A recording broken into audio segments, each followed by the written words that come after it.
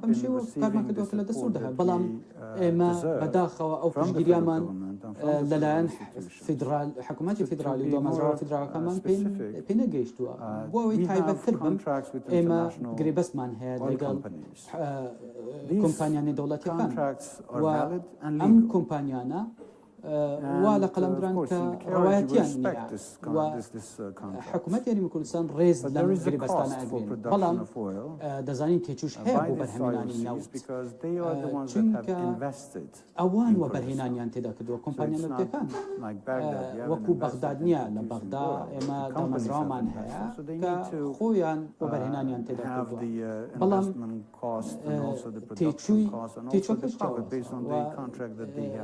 أو تيجوي كالغربستان دا بو كومبانيا مبتكان داريهم جوازا ليرا تيجوي هي بو برهمنان بداخوا بغداد باز لا number that is not real. They're introducing $6 for the cost of production for each barrel in Kurdistan. There are similar wells in Kurdistan, for instance, in Geara. And the cost of production for oil in that well is $34. So how come in another well in Kurdistan, the cost would be $6? So there is a huge difference. And when we confront Baghdad, they say, well, this is an average, because we also have other wells in other parts of the country that is about $1 or $2. True. But my question is, when Baghdad is paying the cost to these wells, are they paying every well or every company $6, or they're paying $34 here and $1 over there? Unfortunately, they haven't even counted the cost of production in Kurdistan to come up with a different figure. And in that case, it's important, and this is the discussions that we've had that together through the KRG, because KRG is the owner of the contract, is the side that has signed the contract with the IOCs, and this is the right that the KRG has, and we are not going to give that right up.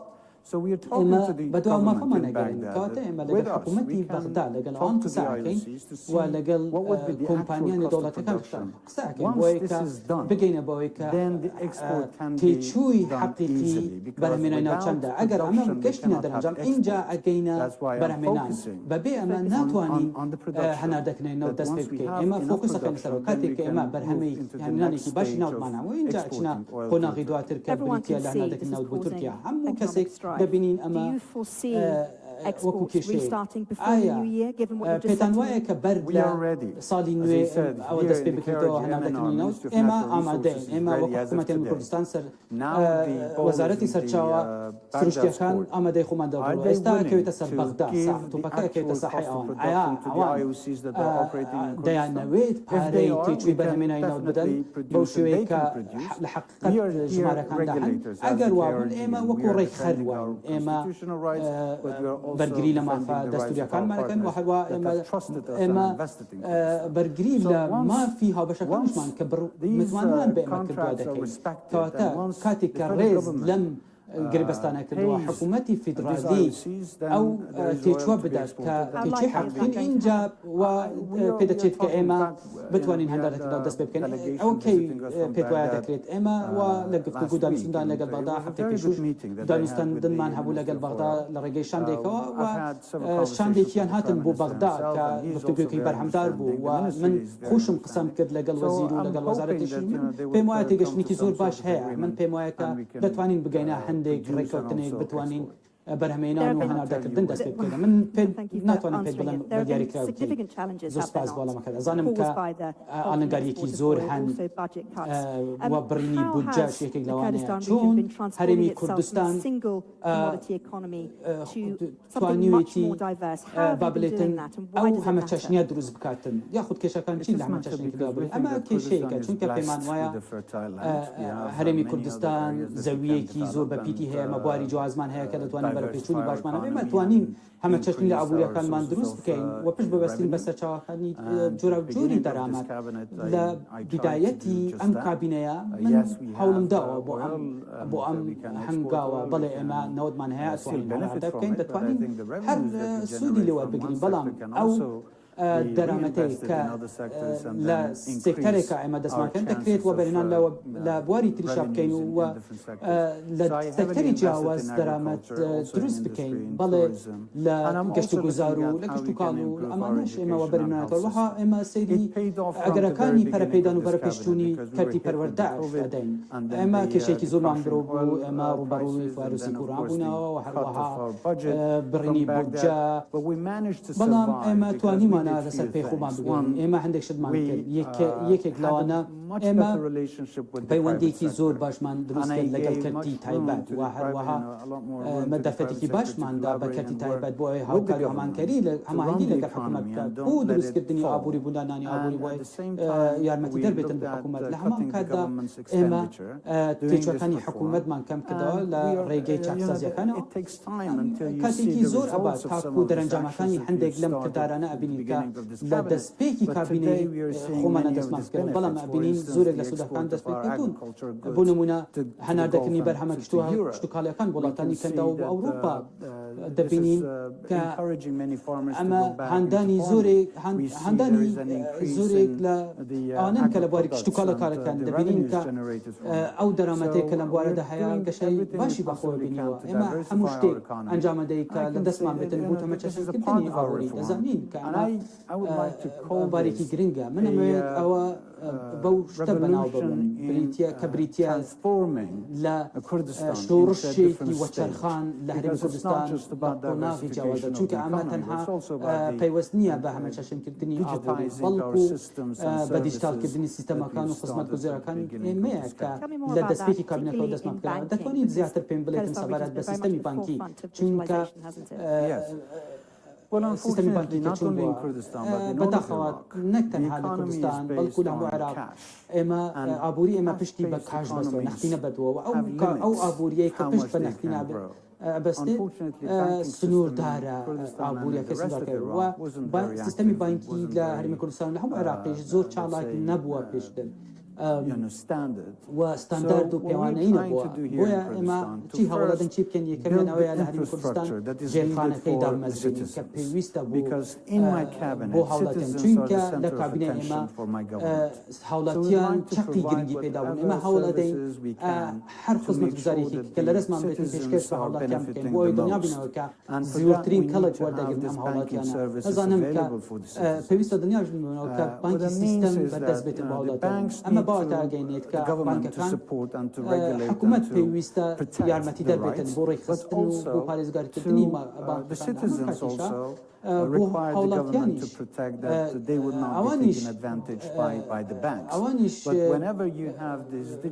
کاتێک کە ئەم دیجیتال بانکی دیجیتالیە دروستەبێتن بە شێوەیەکی ئۆتۆماتیکی ئەزانیت کە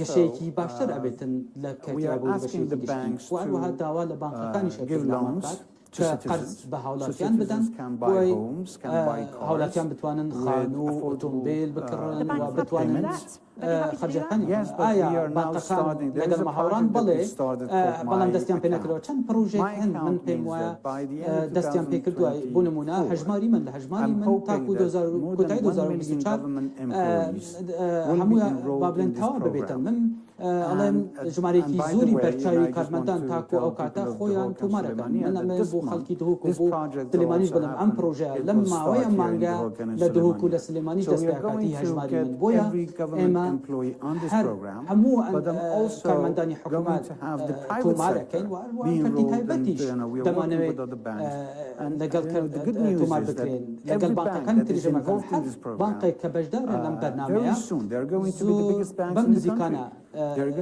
بەم نزیکانە ئەوانیش سوودێکی زۆر باش وەرگرن کەواتە ئەمە هاوکێشەیە کە بانکەکان سوودیانە بێتن خەڵکی سوود وەرەگرن و ئەم ژێرخانەدا دەمەزرێن ئێستا ئێمە نزیکەی هزار بڵێن ATM وا دروستەکەن لە سەرتاسەری کوردستان و 40,000 وێزگەی پارەدان ئێمە دامەزرێن نەک تەنها با بڵێن هەوڵاتیان کوردستان بەڵکو سەردانکەران لە دەروی هەرێمی کوردستانیش کاتێک کە دێن دەتوانن کردیت کارت و ئەمانە سوودی لەوە بن کەواتە ئەمە قۆناغێکی ئینتقالی زۆر باش ئەبێتن بۆ گواستنەوەی ئابووری ئێمە بۆ قۆناغێکی باشتر because that is باس لا something that we گەندەڵی need to بکەین address, کە particularly in شتێکە کە terms پێویستە of چارەسەر بکرێت بە Iraq تایبەتی and بۆ indeed the عێراق Kurdistan و region. بێگومان Corruption, بۆ some هەرێمی people say, کوردستانیش has stopped this گەندەڵی region هەندێک and دەڵێن indeed the whole country from وەستاوە progressing in the way that یاخود it بووتە should have. بەرپەست What are بۆ you doing گەشەسەندنی to وڵات combat ئێوە چی corruption? ئەکەن بۆ بەرەنگاربوونەوەی گەندەڵی ئەمە پرسیارێکی زۆر باش بوو من چەندین جاریش پێشتر وتومە بەڵام من پێم وایە شێوازی من بۆ بەرەنگاربوونەوەی گەندەڵی وەستاندنی گەندەڵیە ئێمە پێویستمان بە سیستەمێکە کە خەڵکی ناتوانن خەڵکی گەندەل ناتوانن سوود لە سیستەمی کاتێک کە سیستەمەکە بۆنی هەبێت و کنترۆل کرابێتن کاتێک سیستەمێکتان هەبێتن کە شەفافیەتی تێدا بەدی بکرێت کاتێک سیستەمێکتان هەبێت کە زۆر بەباشی کار بکاتن ئەمە ڕێک ئەو شتەیە کە ئێمە کاری پێەکەین بۆ نمونە بە دیجیتالکردنی خزمەتگوزاری حکوومیەکان و پارەدانەکان هەموو شتێک دواتر شەفاف بێت اینجا زۆر زەحمەتە بێت بۆ خەڵکانە ئەو کەسانێک کە دەیهانەوێت گەندەڵی کاری گەندەڵی خۆیان لەگەڵ ئەمەشە چەند کەس با بڵێن خەڵکی هەن کە پێویستە کە پێویستە تۆمەتبار بکرێن بۆ ئەو گەندەڵیانەیە کە کردووانە بەڵام ئەگەر سوورەکە بەردەوام بێت ئەمە ئەنجامی نابێتە بۆیە پێویستە لە شوێنێکە بۆفتن کاتە ئێمە کاتێکی ئەوە دەگوجامە نییە ئەمە سەیری ئەوە بکەینەوە کە چ کەسێک شتی خراپکردەوە لە چ کاتێک ئەتوانن ئەمە ئەنجام بدەن ئێمە دەستمان پێ کردووە و گەندەڵی بەپیچوونی من نەک تەنها سەبارەت بەو کەسانەیە کە فێڵەکەن کە پارە ئەبەن کە بەڵکو لە دەستدانی کاتە بە پیرۆدانی کاتە بۆ نمونە کارمەندانی حکوومەت پارەیان پێچان پێدرێت کە خزمەت بە هاوڵاتیان پێشکەش ئەوان بەڵام هیچ ناکەن و دەوەستن ئەمەش گەندەڵیە بۆ لە دەستپێکی ئەم کابینەیە ئەومان ڕاگەیان وتمان ئەمە پرۆسەیەکی دوور درێژە بەڵام پێم وایە لە ڕێچکە باشەکەن من ئەمەوێت پرسیارێک بکەم سەبارەت بە زۆر گرنگی پێدەن سەبارەت بە گۆڕانی کەشەوە بە دیاریکراوی گۆڕانی کەشەوە چۆن کاریگەری خاتە سەر ئەم وڵاتە خەڵکی ئەم وڵاتە ئەم هەرێمە ئێوە چەند ئاگاداریان بە کە خۆت چەند نیگەرانن بەڵێ ئێمە نیگەرانین سەبارەت بەم کێشەیە کێشەگەڵێکی تەن بەڕاستی ئەو کێشە هەرە سەرەکیەکەیە فاکتەرە هەرە سەرەکیەکەیە من پێم وایە ئەو پەنەڵەی کە ئەمڕۆ بەیانیش لێرە ئەنجام درا ئەوان باسی چۆنیەتی دروستکردنی بەندا و ئیدارەدانی ئاو ئەمە نەکرا و هەروەها چۆنیەتی کۆکردنەوەی ئاوی باران و کە لە ماوەی دوو ڕۆژی ڕابردۆ بارانێکی باش بارێ ئێمە هەمیشە پێویستە دوعا بکەین بۆ بارانێکی باش بەڵام ئێمە چیەکەین ئێمە دەستمان کردووە بە پلانیشمان هەیە بە دروستکردنی بەنداوی گەورە و بەنداوی بچووکیشمان هەندێک هەیە بۆ ئەوەی کە ئاوێکی زۆر گەڵ بدەینەوە بتوانین سود لە ئاوە بگرین لە وەرزی جیاواز بۆیە ئیدارەدانی باشتری سەرچاوەکان یەکێک لە پلانەکانی ئێمەیە کە ڕاستی لە ئێستا جێبەجێ ئەەکەین لەم بەیانیان گوێشم لێ بوو کە با بڵێن بۆ وێزگەکانی سوتەمەنی کە چون ئیدارە بدرێن و هەروەها گاز ئێمە لە هەرمی کوردستان بۆ کۆکردنەوەی گاز یاخود ئیدارەدانی گازی کاربوون و بەلایەکی تر سوودی وەرگرتن و دروستکردنی کارەبا ئێمە لە کوردستانەمان کردمان هەروەها وەزارەتی سەرچاوە سروشتیەکان کاری لەسەر ئەمە کردووە و کاری کردووە کە ئەم گازە بکرێتە وزە بەڵام ئەمە با بڵێن تەنها کارێک نییە ئەمە بە پرسیارەتیەکی هەمەلایەنەیە لەلایەن کۆمەڵگە ناتەوە لە کێشەوە ئێمە پێشتریش مەبینیمان کە لە خواروی عێراقەوە با بڵێن کۆچبەری دەستی پێکردووە بۆ ناوچەکانی تر ئەم کۆچبەریە دەکرێت لە وڵاتێکی تریش بۆ بدات و دەکرێت بە شێوەیەکی سەرەکی لەم هەرێمە بۆ ئەوروپا یاخود بە شوێنەکانی تری جیهان و وڵاتانی تری پێشکەوت ڕۆ بداتن من ئەتوانم بە شێوەیەکی تر بە تەوانی تر سەیری بکەم ئەگەر ئەم کۆچبەریە پەسەندکراو نەبێتن دەکرێت ئەمڕۆ بژاردەیەک هەبێتن ئێمە بە پرسیارەتی دارایی هەیە کە پێویستە دامی پێدا بنێن سەیری ئەوە بکەین کە چون کێشەکان چارەسەر بکەین کە لە بنەڕەت ئەگەر ئەمە ڕوونەداتن ئەگەر کوچبەریەکی زۆر ڕۆبداتن خەڵکێکی زۆر کوچ بات بۆ وڵاتانی جیاواز ئەنجا کێشەی ترە بێتن کێشەی ئابووری سیاسی هي برقرارية كواتب هم ولاطانا ما تشجير أجر إما سيري كشيء كينو تنها ببشجيري داري كان صار بكريتن إنجا بوبيداني أمباريا أجر شرسنا نكرت بيوست زيادة بارا بدن إنجا كشيء كري عبوري سياسي وأمني تجدني ولاتي خويا أجر أم كشبرنا بتشن ولاتي دنا أي أما بيامك كأيوا إذن بولانا كن بلي بيكوما أما راستيكا من شتيك أما بيشبيني أما لنيو بارو خسائر دبينين كالأمر روعدا وزور متبسيدارا زور جرينجا ومدارم كجيهان بسرنجا ولم بابتا وبروانيتون وفيك وقاب كاتن بودو زينا وشارة سربوان كشا بل جنابتان باسي أوتان كر بلان بو ناشكاني ترك عراق آيا هنگاوی پرید تویزدن رد لناچکتنی عراق بو برانگا بونوی گوران کش او هوا من پیمویا لعراق شتکا خراتریشه اما لحد بکردستان دیکسا چامان بداخوا بو اندازانیه که دبوایا بلان پیویستا هنگاو بگل نبر Let's talk a little bit about policy. in particular, I see a lot of young people and your own staff.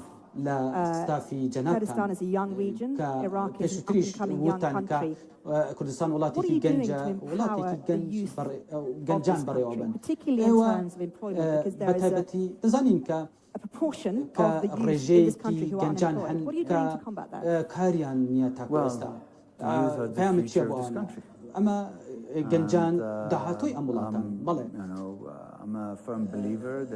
من زور بروان باوه هيا كبيوستا تواناي زياتر بگنجان من بوشن و تواناو بهري زياتر بكار بخير من لأوفيسي خوم گنجاني زور بلحاتم هيا لناوچه جوازاتم بلام لأوفيسي من بكاركن و عند جمارك زياتر بوا أما بيوستا هان دربيتن بو چاكسازي و بو قناقي انتقالي بويا من زور گرنگي بابا بتاعكم من بيمويا لكاتي كي زور نزيكا انجامي كي زور باشمانا بيتن و اما گرنگي ببهري گنجانا كان چندين برنامه من هيا كدستي بيدوا بو نمونا من اما شتيك من دامسراندوا بناوي پيمانگاي كردستان كهداهنر كارانه كجنجاني لهاتو بتوانا لويدا بلاني خويا من بيمويا مشتيكا اما بمدواشا اما بلوم من هبجار راجان دوا كبروجي كشانوي بيعلن كريقا بكاسازانغان كبغان ببانكا كانوا لوي يارمتي وبغنم بوي دس تشخري وكاري خويا ياندس بويا من بيمويا بيوستا درفت برخصينين بو گنجان بو لاوان بو اوي خويا ببن بخاون كاري خويا بزدزي خويا هديتن وستافي خويا بخنگن بمشي ويا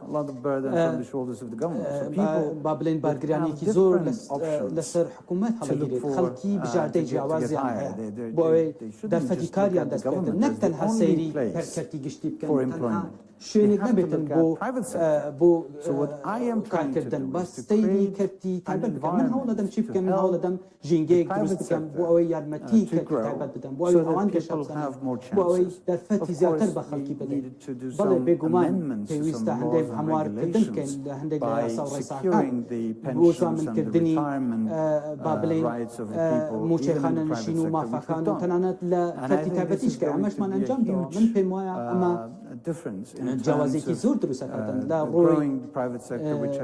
روي كرتي تايبتي وكزور بنشينيا بو برا بيدانو كشزن بني عبوري لا هرمي ما ايوه چنك اقداري اوان كجنجان امولاتا بجاين لشنا دروا بو قران بدواي درفتي كبيانو علينا دستيانا من بيمويا اما بسياري كي جشجيرا خلقي لوانيا ولامي جواز بيبدن هميشا خلقي هنك طموح يعني هيا هميشه خلقي هن كدانوي بشنا دروا ولاد بدواي درفتي تنبام كردن اما لولاتان نكتن على كردستان بل كل ولات حربش كتوكان وبدنا اما لوانيا خلقي هن بچن بو درفتي ترو بو درفتي كشتو كذا بل من بين علم كما زياتر لصد حزار كرمندي دروي ولات منها عقد درفتي كار كدن لارمي كردستان اي چونه بيت بصدان حزار كرمندي دركي بياني من هيك لارمي كردستان كارتن بمدوا بم خيرانا اما لقل کاتی تایبەت ماکار کردووە هەر کۆمپانیایەک کە وتومانە سەدا حەفتا و پێنجی هێزی کار پێویستە هی خۆماڵی بێتن خۆجێی بێتن بۆیە ئێمە دەرفەتی کار زیاتر ئاخستێنێ بۆ خەڵکی هێشتا نەگەیشتومەتە ئەو شوێنێک کە تەوەقع بکەن بەڵام باشترین هەوڵی خۆمان باشترین هەوڵی خۆمان ئەدەن بۆ ئەوەی زۆرترین ژمارەی خەڵکی لەنێو خۆدا دەرفەتی کاریان بۆ بەخسێنن و هەروەها بە ئەوەش تەوا بکەن ئەمە بەرپرسیارەتێکی هاوبەشە خەڵکی نابێت تەنها پێویستە سەیری حکومەت بکەن وەک ئەوەی کە تەنها وەکو تەنها دەسەڵات وەکو تەنها ڕێکخات بەڵکو پێویستە حکومەت بە شوێکی تر سەر بکەن ئێمە بەو شێوە کارەکەین کە خەڵکی دەناوێت بۆیە ئەوانیش پێویستە یارمەتیدەر بن لەگەڵ ئێمە خەڵکیش بەرپرسیارەتیان هەیە ئەوانیش پێویستە ئەمە بەرپرسیارەتێکی هاوبەشە بۆ ئێمە هەمومان ئەرچ و بەرپرسیارەتی ماپمان هەیە بۆیە ئەمە پێویستە بەرپرسیارەتی خۆمان بەجێ بێنین بۆ ئەوەی کە چێژ لە مافەکانیشمان وەربگرین بابەتێکی تر بکەینەوە بابەت سەبارەت بە ئافرەتان لە هەر وڵاتێک هەڵەوڵاتێکی سەرکەوتوو ڕێژەیەکی زۆری با بڵێن لەم وڵاتەیە ڕێژێکی زۆری پیاوان کاریان دەستکەوتووە زیاتر لە ئافرەتان ئێوە چ شتێکیان کە ئەم بارودۆخە بگۆڕن و ئافرەت زیاتر کاری دەستکەوت من ناتوانم بڵێم لە کەتی تایبەت ئێستا ئافرەتان لە مێژووی ئێستا قەت لە مێژووی حکومەتی کوردستان نەبوون کە ژمارەیەکی ئەوەندە زۆری ئافرەت کاریان دەستکەوتن لە ژێر کار بن ئەتوانن ئامانەشاتی بۆ بدەن لەسەر ئاستی وەزارەتە وهروها لەسەر دامودەزگاکان ئاستی دامودەزگاکانی تری حکوومەتیش ڕێکخراوەکان ئێمە ئافرەتمان هەیە کە تێیدا کارەکان و ڕۆلیان هەیە باش شتێکتان پێ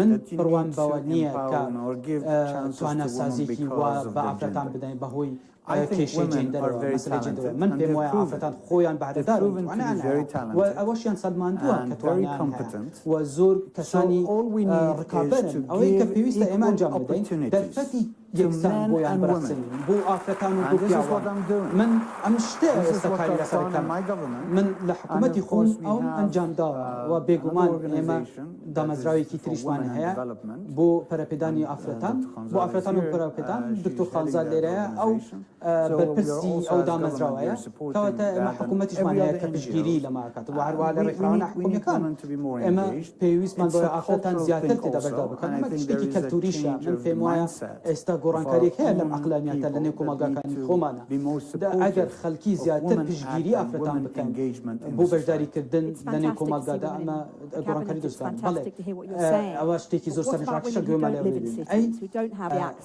ئەوانەی کە ئەو ئافرەتانەی لە دەرەوەی شارەکان ئەژین کە دەست پێ ڕاگەشتنیان نیە بۆ ناوەندەکانی خوێندن کە ناتوانن بگەن بە شارەکان چ شتێک ئەنجام درراوە بۆ ئەوەی خوێندنیان بۆ بەخسێنێتن دەفرەتیان بۆ بەرخسێنێتن بۆ وەکو هەڵاتانی تر کە لە شارەکان هەیە بەڵێ هەمیشە جیاوازی هەیە بەڵام ئامانجی سەرەکی هاوشێوەی هەمە چەشنکردنی ئابووری ئێمە هەوڵ دەین هەمە سەرچاوەکانیشمان چەشن بکەین ئێمە توانە و یاخود دەسەڵاتمان شۆڕ کردوتەوە بۆ شوێنە دوورە دووسەکان ئیدارە خۆجێیەکان کەواتە ئەم کەسانێک کە لە دوورە دەستەکان ئەژین دەکرێتن گرنگیان پێبێتن ئێمە هەوڵ دەین دەرفەتی زیاتر بڕاستنین لە بەشی جیاوازی هەرێمی کوردستان یەکێک لەوانەیە گەشت و گوزارە کە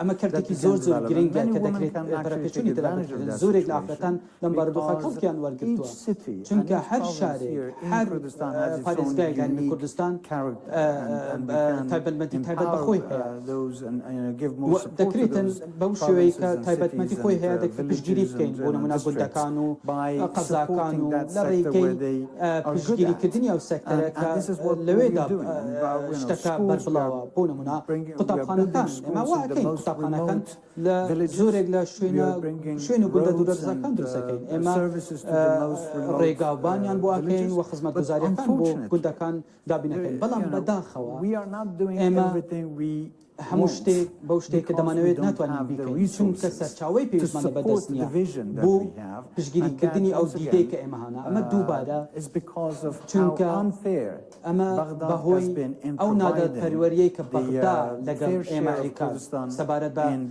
هەبەشی پێکردنی دەرامەتی عێراق و بودجەی ئەگەر ئێمە ئەم پشتگیریەمان هەبێت و سەیری ئەو بکەن یاخود دوایدا بنین ئەو بەرەوپێشونە کە لێرە ئێمە هەمانە بەبێ پشگیری بەغدا چوونە بەردوخە بەڵام ئەگەر پشگیریمان هەبێت لە بەغدا ئەگەر بودجەی عادیلەمان بوو بدرێتن لە بەغدا بینە بەرچاوتان عێراق ینی هەرێمی کوردستان ببوورە لەکوێ ئەبوو لە شوێنێکی باشتر ئەبوو من بێگومان ئەماڵێ بەڵام لێرە ئێمە ناواستی هەموو شتێک کە لە دەستمان بێت ئەنجامەدەین ئێمە هەموو بەش و هەموو ناوچەکانی کوردستان لە بەرچاوی گرنگیری پێدەین نەک تەنها شارەکان باسی کەمینەکان بکەین چ شتێک ئەنجام درەوە بۆ پارێزگاریکردن لە کەمینەکان لە هەمبەر هەڕەشەکان سەرەتا من بەڕاستی من لەگەڵ بەکارنانی وشەی کەمینە نیم چونکە ئێمە خۆمان بەڕاستی زەرێکی زۆرمان کردووە بەهۆی کەمینە لەوێرەدا ئێمە ئەم وڵاتە باس لە کەمینە و زۆرێ ناکەن بەڵکو ئێمە باس لە هەمە چەشنی قەومی و ئاینی و کۆمەڵاتیاکەن ئێمە کۆمەڵگەی جیاوازمان هەیە لە هەرێمی کوردستان کە دەژین و هەموویان مافیان پارێزراوە بە شێوەیەک یەکسان و ژیانی هەموویان ڕێز لێگرەوە بۆیە ئێمە ڕوانگەی ئەوەی کە کەسێک سەر بە زۆرینە و کەمینە ڕێزی لێ ناگرین بەڵێ ئێمە لێرە هەموو کەسێک هەموو هاوڵاتیەک وەک یەک بێگومان هەندێک ڕووداو هەن کە ئێمە گرنگیان پێدەین ئەگەر کێشەیەک گرنگی پێدەین بەڵام من پێم وایە کردار ئەوەی کە عمل زیاتر دەرەخاتە نەک وشە ئەگەر ئێمە سەیری هەرێمی کوردستان زیاتر لە 1 ملیۆن ئاوارەی ناوخۆیی لە خۆی گرتووە زیاتر لە هەموو بەشەکانی تری عێراق دەرەخاتن ئەمەیە کە بە عەمەلی ئێمە ئەڵێن بە کردداری هەرێمی کوردستان چی کردووە ئەمەیە مانای پێکەوە ژیانی کوردستان نزیکەی با بڵێ ژمارەیەکی زۆری خەڵکی شنگال و ئێزدی لە شنگال بەهۆی هێرشەکانی داعشەوە شوێنیان بەجێ هێشتووە ئەوان دەیانەوێت بگەڕێنەوە ئێوە چیەکەن کە بتوانین بگەڕێن بڵێ ئەوان دەیانەوێت بگەڕێنەوە بەڵام پێویستە بگەڕێنەوە وەکو کەسانی ڕێزلێگیراو خاوەن شکوو یاخود بڵێن شکومەندانە ئەم کەسانە بەداخەوە بوونە قوربانی دەستی ڕەشی تیرۆریزمی داعش تاکو ئێستا بارودۆخەکان با بڵێن باشنین بۆ ئەوەی کە بگەڕێنەوە ئەوان دەیانەوێت بگەڕنەوە شوێنەکان بەڵام دەیانەوێت ئەمنیەت هەبێتن دەیانەوێت قوتابخانە هەبێت دەیانەوێت خزمەتگوزاری هەبێتن دەیانەوێت خزمەتگوزاری تەندروستی هەبێت چۆن نەکرێت ئێوە یارمەتی دەربنەوەمە ئێمە لەگەڵ حکوومەتی فدرالی گرێبەستێکمان واژە کردووە و ئومێدوار بووین کە ئەم گرێبەستە جێبەجێ بێت بەداخەوە تاکو ئێستا جێبەجێ نەکراوە لەلایەن حکوومەتی فدرالیەوە چونکە چەند تخم و بنچینە هەن لە شنگال کە تحدی ئێمە ناکەن لە هەرێمی کوردستان بەڵکو تحدی حکوومەتی فدرال و خودی سەرۆکوەزیرانی فدرالیشەکان کەواتە هەندێک دامەزراوە هەندێک شتان کە ئەوەندە بەهێزن لەوێ کە ڕێگە نادەن ئەم گرێبەستە جێبەجێ بکرن بەداخەوە ئێمەش ناتوانین ناچاری هیچ کەس بکەین نەخوت هیچ کەس ناچار بکەین کە بچنە دەرەوەی هەرێمی کوردستان و بیان خەینە بارودۆخێکی خراپە بۆیە ئێمە پشتگیری و داکوکیلاوەکەین کە لێرەشەوە ڕاگەینین کە گرێبەستی شنگال وەک خۆی جێبەجێ بکرێت من پێم وایە ئەمە دەرفەتێکی زۆر باش ئەداتە دەست خەڵکی ئێزدی و نائێزدیش کە بگەڕێنەوە سەر شوێن و ماڵ و حاڵ و توان با سەبارەت بە ئازادی ڕادەبرێت قسە بکەین چونکە بە گوێرە راپۆرتەکان عێراق من پێم وایە یەکێک لە وڵاتە هەرە خراپەکانی جیهانە سەبارەت بە ئازادی ڕادەبرێت و چەندێک لە ڕۆژنامەنووسان لەم وڵاتە بەبێ ئەوەی با بڵێن کاتێک کە ڕخنان گرتووە زیندانی کراوە من ناتوانم باس لە بەشەکانی تری عێراق بکەم بەڵێ بۆ هەرێمی کوردستان من دەڵێم بەڵێ خەڵکی ڕخنە لە حکوومەتە گرن و ئازادن و بەڵام جیاوازیەک هەیە لە نێوان پشتگیری و لە نێوان ڕخنەگرتن و جیاوازیش هەیە لە نێوان ئازادی ڕادەبرن و هەندێک کردداری تر وای ڕۆژنامەوانی زانین کە سێکتەرێکی زۆر شکومەندانەیە کارێکی پیرۆزەکان و من زۆر ڕێزیان لێ ئەگرم من پێم وایە ڕۆژنامەنووسان لە هەرێمی کوردستان زۆر چالاکن و کاریگەریشیان بۆیە بێگومان ئەوان مافی ئەوان هەیە کە ڕخنا بگرن و ئومێدەوارم کە زۆرێک لەو ڕخنانێک کە ئەوان ئەگرن لە بەرژەوەندی ئێمە بنیاد نەربن بۆ ئێمە بتوانین they could have a positive impact on the decisions that we make. But I think this has been said more generally. To everybody that is criticizing us, I hope that they would give us data. They say that Kurdistan is on a setback, and again, I'm not speaking for the rest of Iraq, but I'm speaking for Kurdistan. I hope that there would be some comparison and some data provided 5 years, 10 years ago and today, where journalism is and how the government has treated journalists and this profession. We have been given all the support that we possibly can within the law. But I have a question for you and for the audience, and probably people who are looking at us.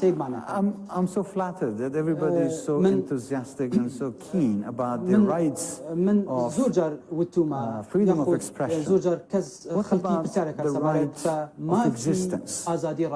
We as a nation also are entitled to exist and to be free. So how could you focus on the freedom of an individual but ignore the freedom of a whole nation? Absolutely. And I'm not saying that one should be forsaken for the other, but I'm saying that everything has to happen. Once you have a free society, you can make free choices. We touched a little bit about the United States, the Middle East conflict and the role of the Arab world in it. I want to talk now about the United States' role, particularly its relationship with the Kurdistan region. You've always enjoyed a pretty close relationship with the US. Do you think this collaboration is continuing in the way that it has in the past? And how important is it to regional stability? Well, let me say that we are thankful to the United States for the support that they have provided since 2003 until now. They've been very helpful in supporting all of Iraq and Kurdistan, especially during the war with ISIS. They've provided military support to Peshmerga, airstrikes against Daesh. So we are all very thankful for the US support. Now, I cannot speak on behalf of the United States. They decide where their priorities are, and they decide how to make their policies. But I think over the years, the disengagement of the United States to a greater degree, or the decision to go down their engagement, maybe a better phrase, has left a gap. And that gap, unfortunately, wasn't filled by the right actors. Unfortunately, there was a lot of advantages that was taken by different elements. I don't want to be very specific, but I think it's important for the US to maintain its good relations with the country, and especially with Kurdistan. We would like them to be more engaged on economic level. I mean, they don't have to be to look at the military presence, but I'm talking about economic engagement, political engagement. So yes, US is a great ally. It's a country that we thank them, thank American people, American institutions for their support. But contrary to some people who may think they shouldn't be here, we think that their presence in the region is still very much needed. Another player, potentially, of course, is China. It's expanding its sphere of influence. Chinese company recently replaced Exxon, did it not, at a major Iraqi oil field, and opened visa applications, I believe, from Erbil quite recently. How big a player is China? Is China going to fill that gap that you just told me about? Well, China is a great country, and like every other country or superpower, they're trying to expand their influence. They're looking at Iraq as a market. They've had historical relations with Iraq, and they're looking at economic opportunities. Of course, when it comes to business, whoever gives better options and arrives first and has, let's say, but to terms and conditions, ومرجو بنا ما can يباش win. لهر شوية And the Chinese are taking this very, looking at this زور opportunity very seriously. They are in Iraq and they're also in Kurdistan. We welcome everyone who wants to expand the relations with our region and to help develop our economy. Let me ask you a little bit about your vision for Kurdistan region. What do you see over the next few years? How do you see things playing out? It's a very big question, so take your time. It is a big question. Well, I'd like to see Kurdistan developed, obviously. Like I said, I want to see the citizens be the center of attention to every government, mine or after me. I would like to see time has value. I would like to see bureaucracy stop. I would like to see everyone getting a fair and equal opportunity. I want to see that people in Kurdistan don't look at any other country to look up to, but to be the model and symbols for others to look up to them.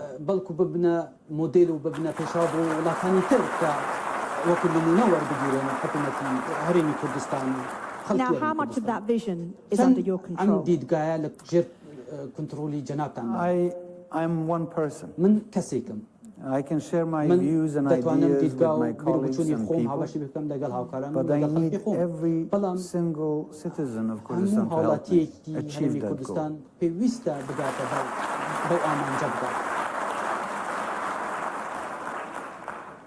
If there was something that you could obtain for this country immediately with no problems at all, what would it be? What would be your wish? If you had a wish that could grant for you right now? All right. Well, let me say, the ingredients for success, basically, what you're saying. Justice is very important. Equality, justice are the ingredients to success. I think here in Iraq, we as the Kurds feel that there has been a lot of injustice throughout history against our people. Even today, in this Iraq, in the federal Iraq, we don't see justice served. So justice is really the key, but also honesty. Because there are many players who come and talk and deliver speeches and share ideas. They say something, but they do something completely different. I wish that everybody would commit themselves and be honest and deliver to what they promise. I think honesty is really the key. Once you deal with a person, once you deal with an institution or an organization, if you know where they stand and you know what they say is exactly what they mean, and that's exactly what they do, then you can really adjust yourself. I think in our case, in this region, most of the time, people say things for the audience or for the other side, knowing that this is exactly what they want to hear, but they're not honest in telling the truth. So I think justice and honesty. Okay, interesting answer. Well, Your Excellency, thank you very much for answering all my questions, and a round of applause, please.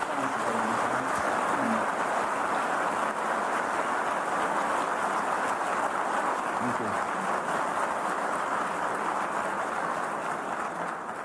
So as I mentioned before, now is the opportunity for your questions to be answered by His Excellency. I've asked you to only put your questions through the app for now. If we have time to answer questions from the audience, we will do so. But I'd like to start with this question from Ibrahim, Your Excellency. And the question is, what more can be done to produce and export made in Kurdistan products? Well, it's a good question. Actually, last year, I promised that we will find an international market to the Kurdistan's products. Today, I'm proud to say that we have found that market. And that pomegranates, apples, honey, grapes are being exported to the Gulf. I'm expecting a big box of those for me at the end. Really? I don't know if they have one. But I'm joking. yeah, but this is the beginning. And my job as the government is to regulate and find that market, find that supply chain, for investment, and also then to connect our private sector to the international market, which we have done. So we've done most of our part, and from now on, we'll leave it to our farmers and to our private sector to make these connections and to make sure that everybody gets the taste of Kurdistan's fruits and products. Sounds delicious. This question, Prime Minister, from Ator, and this is, what is your plan to develop government departments to better serve the people? Like I said, routines, the bureaucracy is basically one of the biggest problems that people complain about. And respect to the civilians. So what we've done, for instance, just give you an example. I've visited many hospitals, and unfortunately, if it's cold or hot, people have to wait outside. So we have tried to work with every local hospital and government buildings and departments to create and provide an adequate space for citizens to go before they're served. So basically respecting the citizens, cutting bureaucracy, and providing fast services to them. And of course, like I said, equality. You need to give services to people regardless of who they are and their rank, and their religion, their race. Everybody has to be served equally. So this is, I think, the best way to serve people. This question from Ali Mirkan. KRI, as a developing region, requires energy and money. How do you plan energy transition in this state? What is it? I think he means the Kurdistan region is develop requires energy and money. How do you plan energy transition in this state? I don't know what the question means by transition energy.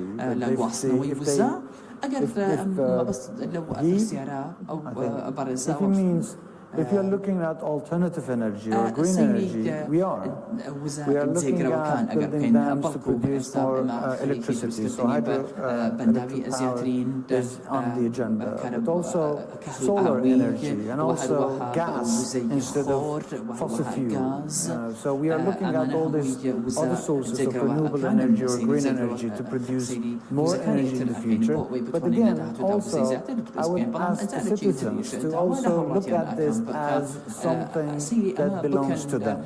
It doesn't belong to the government. Let me tell you, that energy doesn't belong to the government. It belongs to you. So use it as much as you need it. Do not waste it. If you help us, we can help you have more energy and more resources and better services.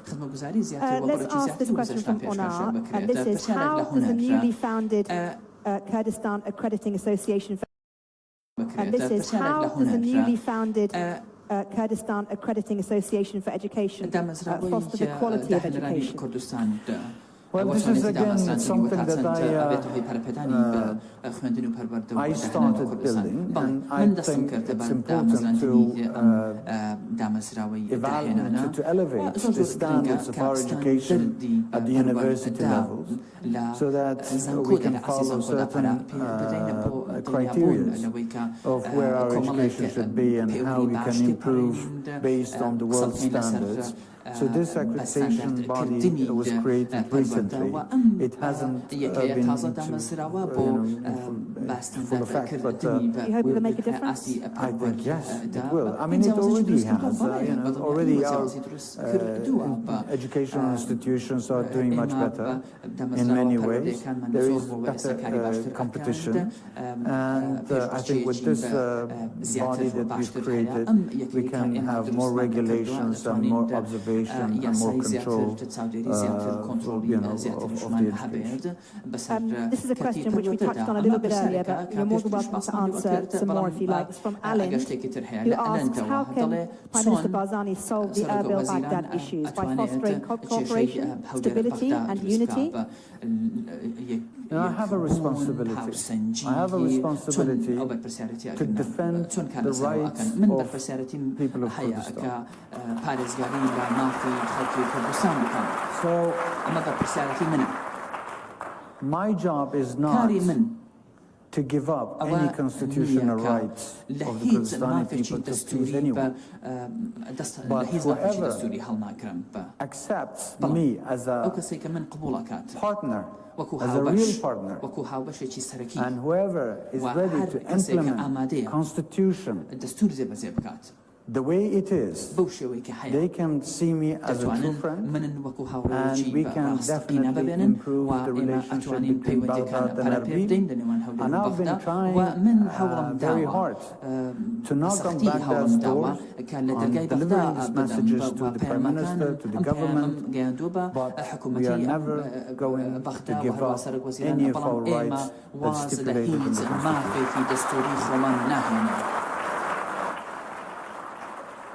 A question here from Ibrahim, who asks this: what more can Kurdistan's friends do in the UK to support KRG?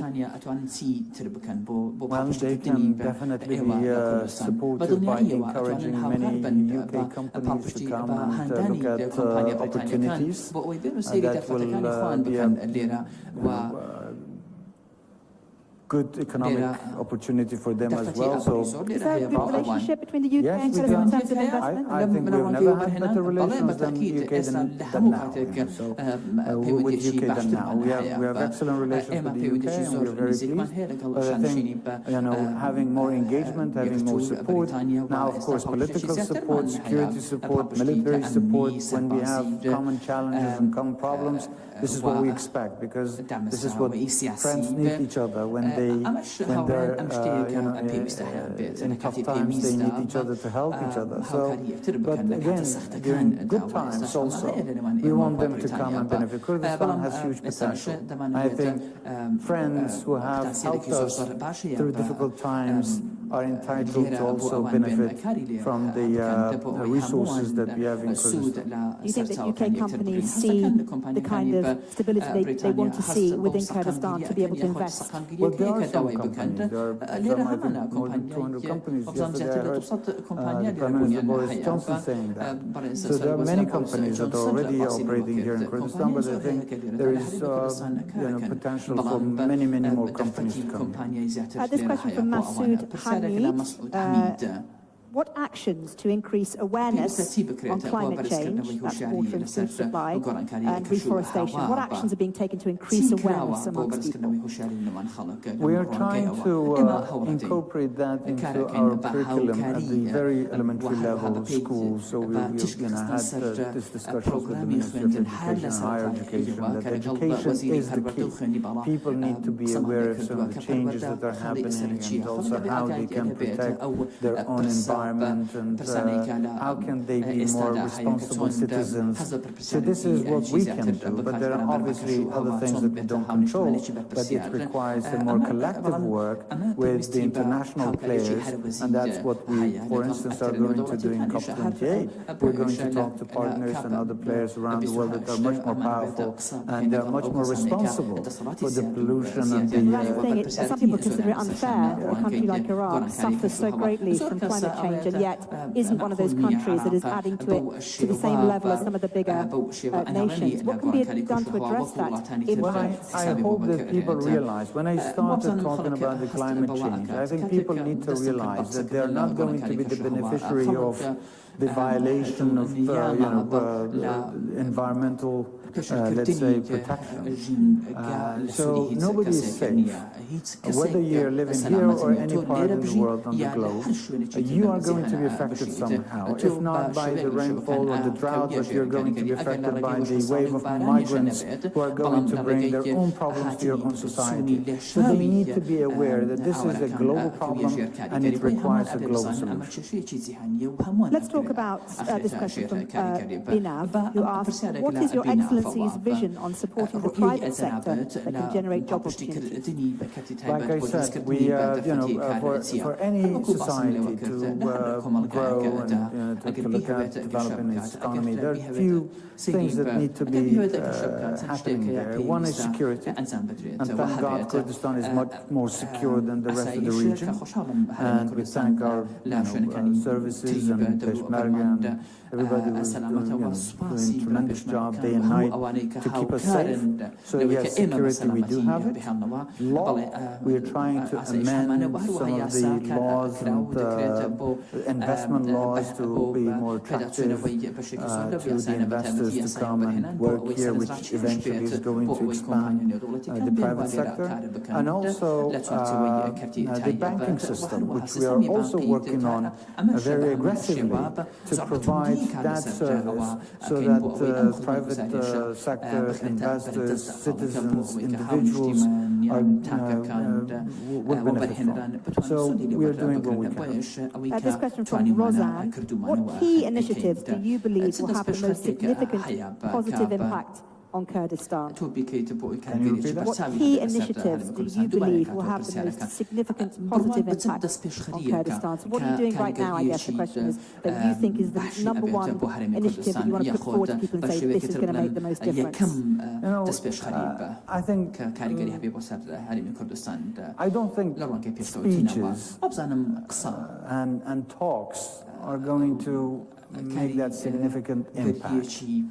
But deeds do.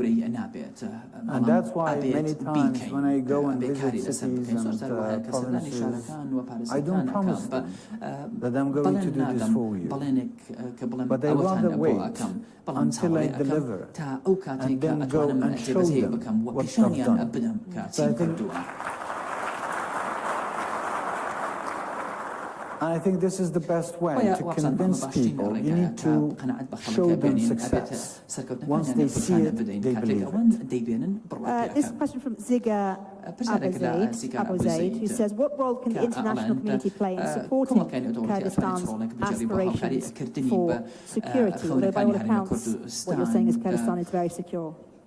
Well, security is not alone.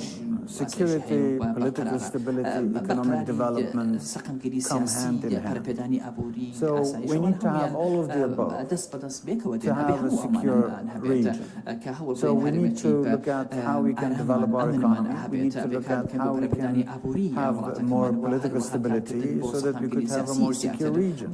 And it's vice versa. So all of these are working as three pillars. And we need to do this. But there is something that I'd like to mention, and that's the international law. The Kurds, like many other nations, I think, deserve to have their own rights of self-determination. They have their own rights to live like many other nations.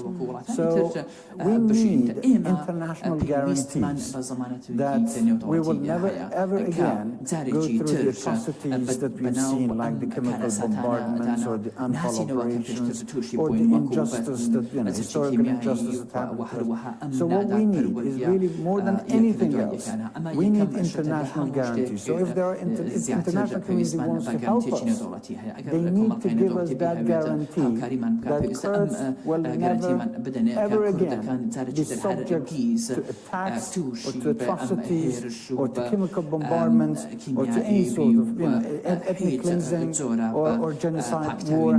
So that's what we need to hear from the international community.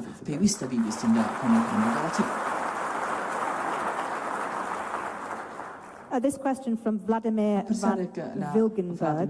What will the effect on Kurdistan be if the elections in February are possibly postponed again?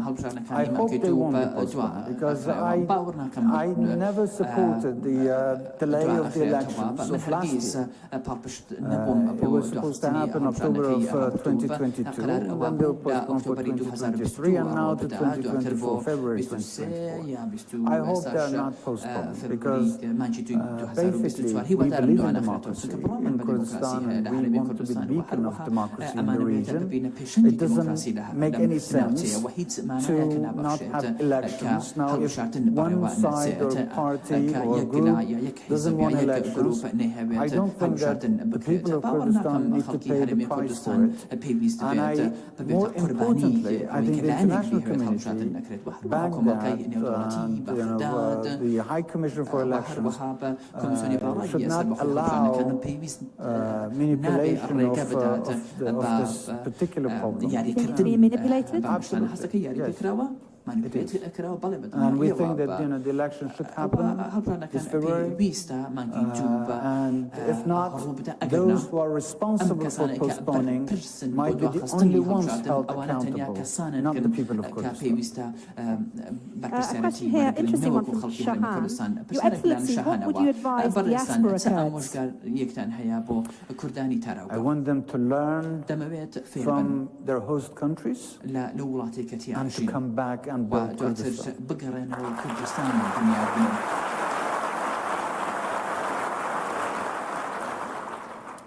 Well, we've come to the end of the questions on the iPad, on the app. I was wondering if we have time for a few questions from the audience, perhaps? Maybe 2 questions from the audience. I'd let the Prime Minister choose, or shall I choose for you? Okay, so the gentleman here with the beard and the red tie. Have you already asked a question? Okay. The gentleman up there, yes, you.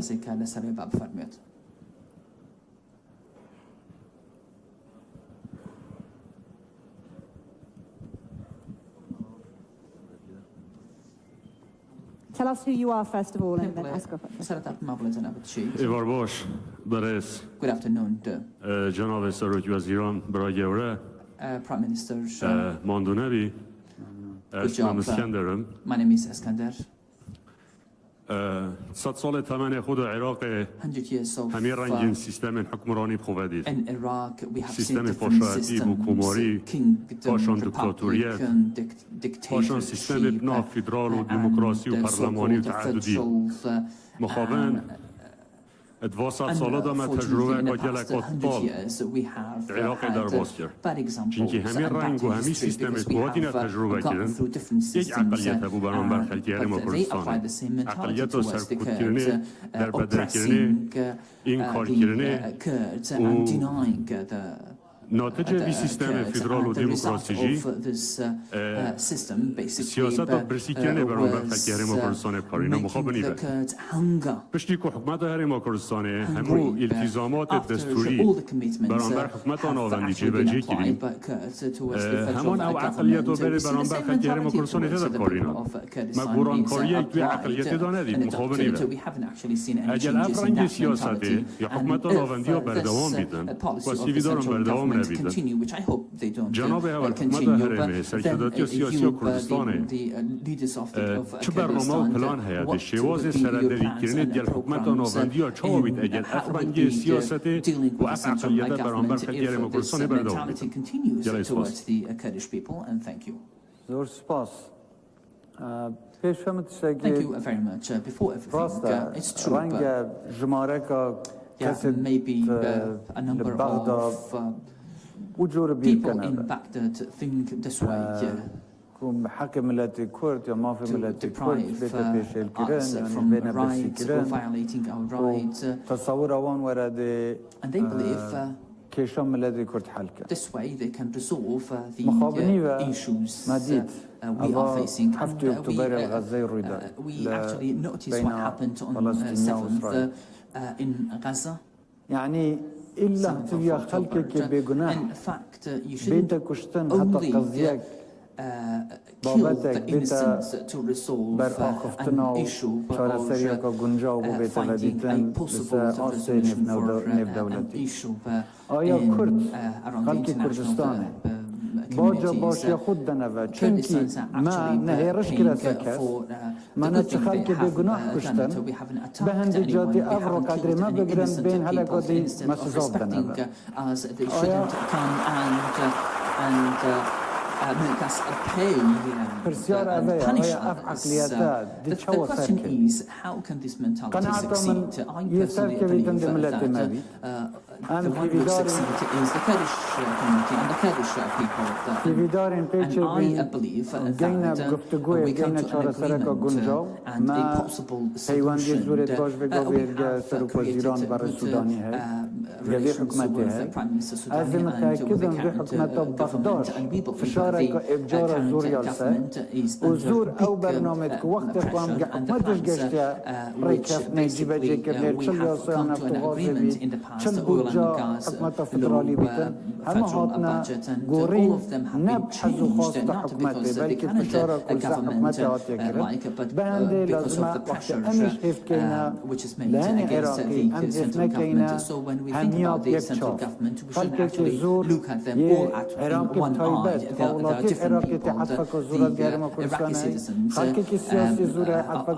with us, actually in line with us. Kurdish people are in line with the people in the central government, and I believe we need to use dialogue to solve the problems. We can have one more question from the audience. That lady up there. Yes, you. Lady in the black. Yes.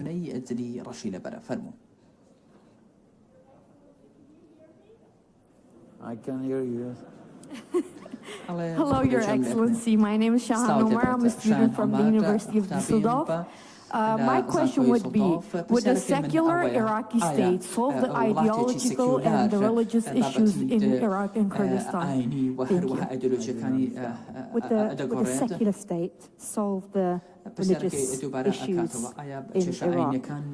Well, Iraq is supposed to be a federal state, and I think, it includes groups that are secular, and includes, people who are religious, but there is a coalition. It's not just about, whether there is a secular system. It could be a secular system, but dictatorship. We've seen this, and we still see it in other parts of the world.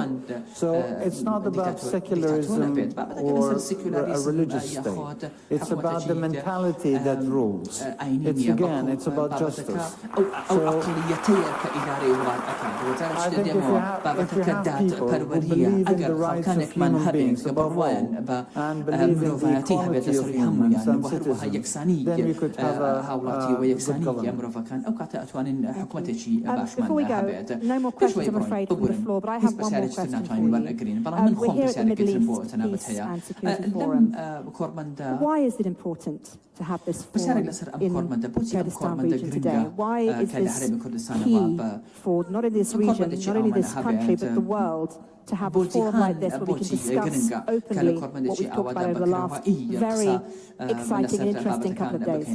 Well, look at Kurdistan. Kurdistan is geopolitically located in a very strategic part of the world. We have, we're here, we have Turkey, we have Iran, we have, the rest of Iraq and Syria, the whole Middle East. We are basically the glue.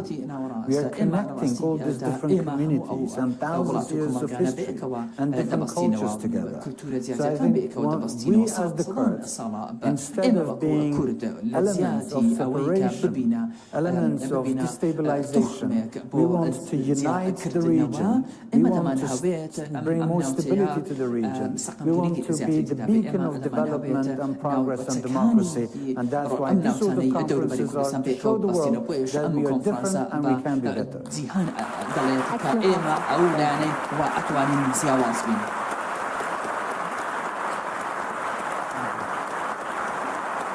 Thank you. Thank you so much to Prime Minister Barzani. Thank you. Thank you so much.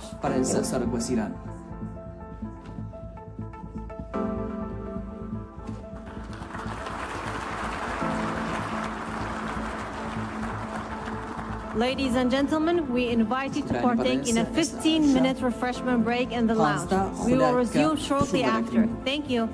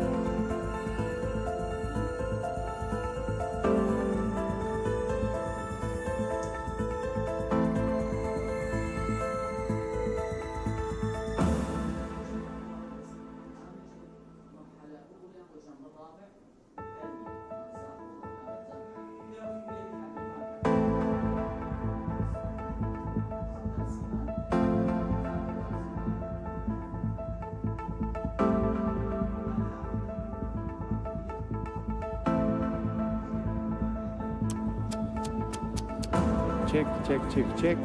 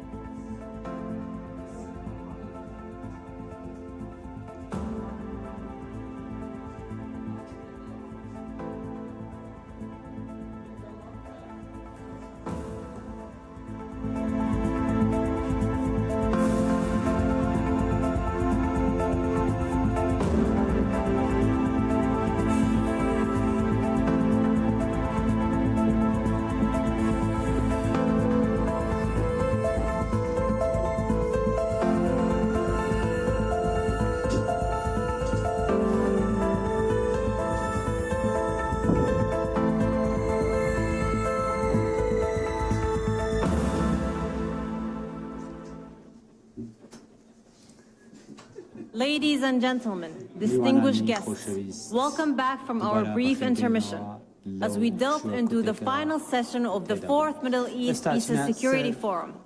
The session upholds the title, The Future of the Western-Led International Order and the Middle East.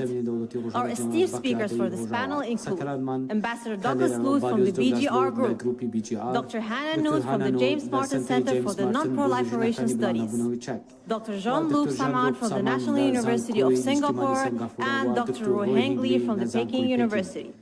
Moderating the session will be Mr. Armin Seif from the German Red Cross. Thank you. Thank you very much. Thank you. The mic is working. Good afternoon, everybody. Your Excellencies, good afternoon, esteemed guests, ladies and gentlemen. Welcome to the final session of MEPS Forum. To borrow a word from the title of the forum, you've shown amazing resiliency to have made it this far. My name is Armin Seif. And I promise this panel will be engaging, insightful, and interactive.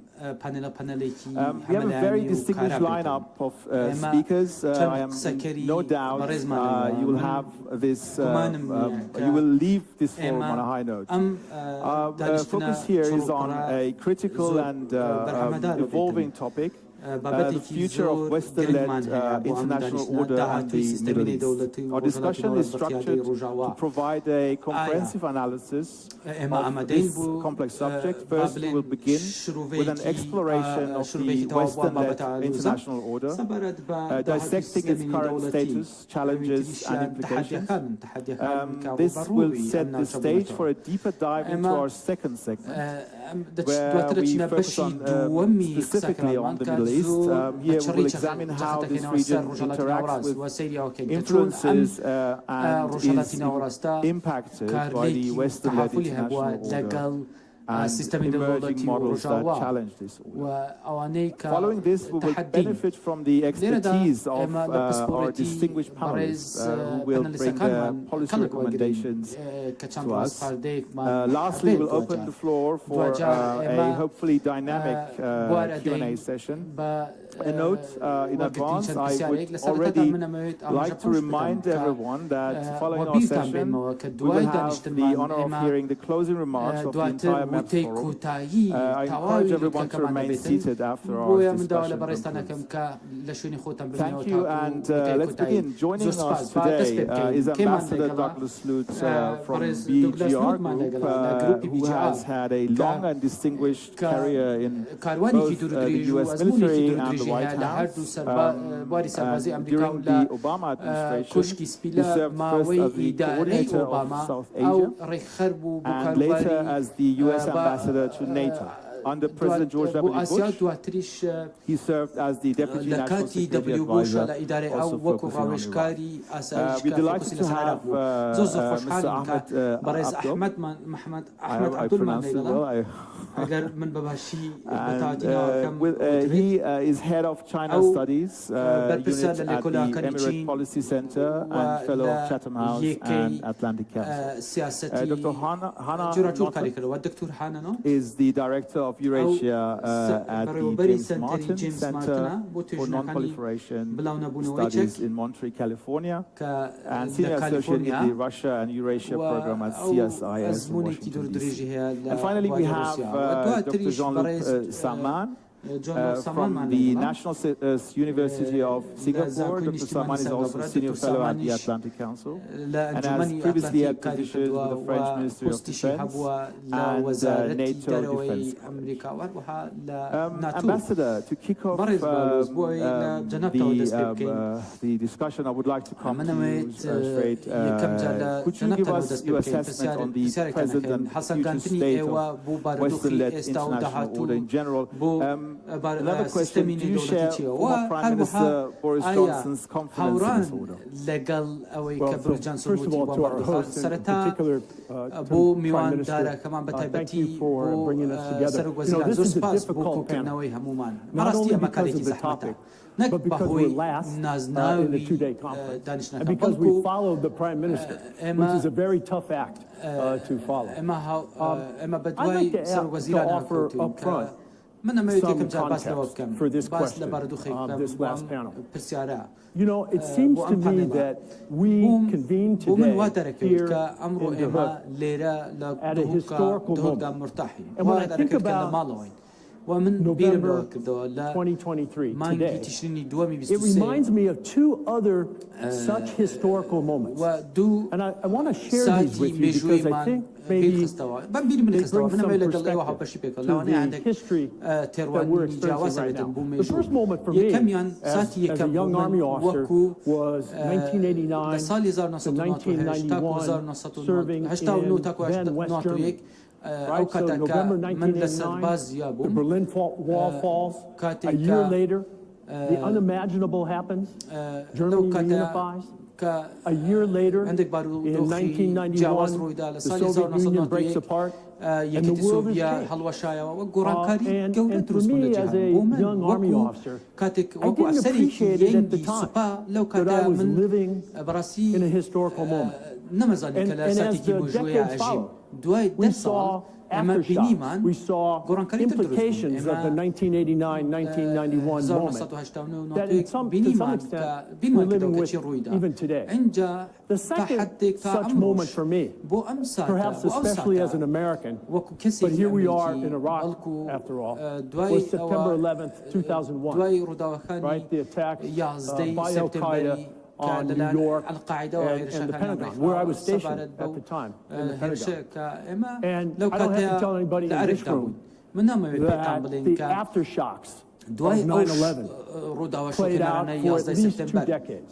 And maybe we're still living with some of the aftershocks of 9/11. And it strikes me now, today, that the Russian invasion of Ukraine in 2022, and now that attack on a sovereign country, followed by the war in Israel and Gaza, featured the third such historic moment in my adult life. And it's too soon to tell what this latest shock will produce. I think that even for the youngest members of the audience, we will be living with the aftershocks, the aftermath of the last year or so for probably a couple decades. But I think it's important that we kept this conference, especially here in Iraq, in Kurdistan, by asking this big question. So let me just stop there and turn to my fellow panelists. But I think a little historical context is helpful. Thank you very much, Ambassador. Let me turn to Hannah and ask you the very brief question. What is the future of the Western-led order in your view? داهاتووی Well, ئەم let سیستەمی me echo نێودەوڵەتیە the چی ambassador, first of all, in thanking our gracious hosts for this wonderful یەکەم conference. جار It بەڕێز was, in fact, سوپاسی my بەڕێز first time in Kurdistan, میواندارەکان and I بەکەن یەکەم tremendously جارەکە enjoyed من the هاتم بۆ experience and this کوردستان excellent زۆر conference. بەڕاستی چێژم لەو بارودۆخە لەو The future هەموو of the مەجەبینی Western-led order, Armin, I think it's become very داهاتووی سیستەمی fashionable to جیهانی discuss بەسەرکرداتی this ڕۆژئاوا question in terms of ئالۆزە polarity. بەهۆی Are we still in a unipolar world? ئایا Are we ئێمە moving هێشتا towards لە a جیهانێکی multipolar world? And if یەکانگیری yes, یاخود of ئەچین what بەرەو kind? جیهانێکی جیاواز Will it be shapeless, or will the West still be a first among others?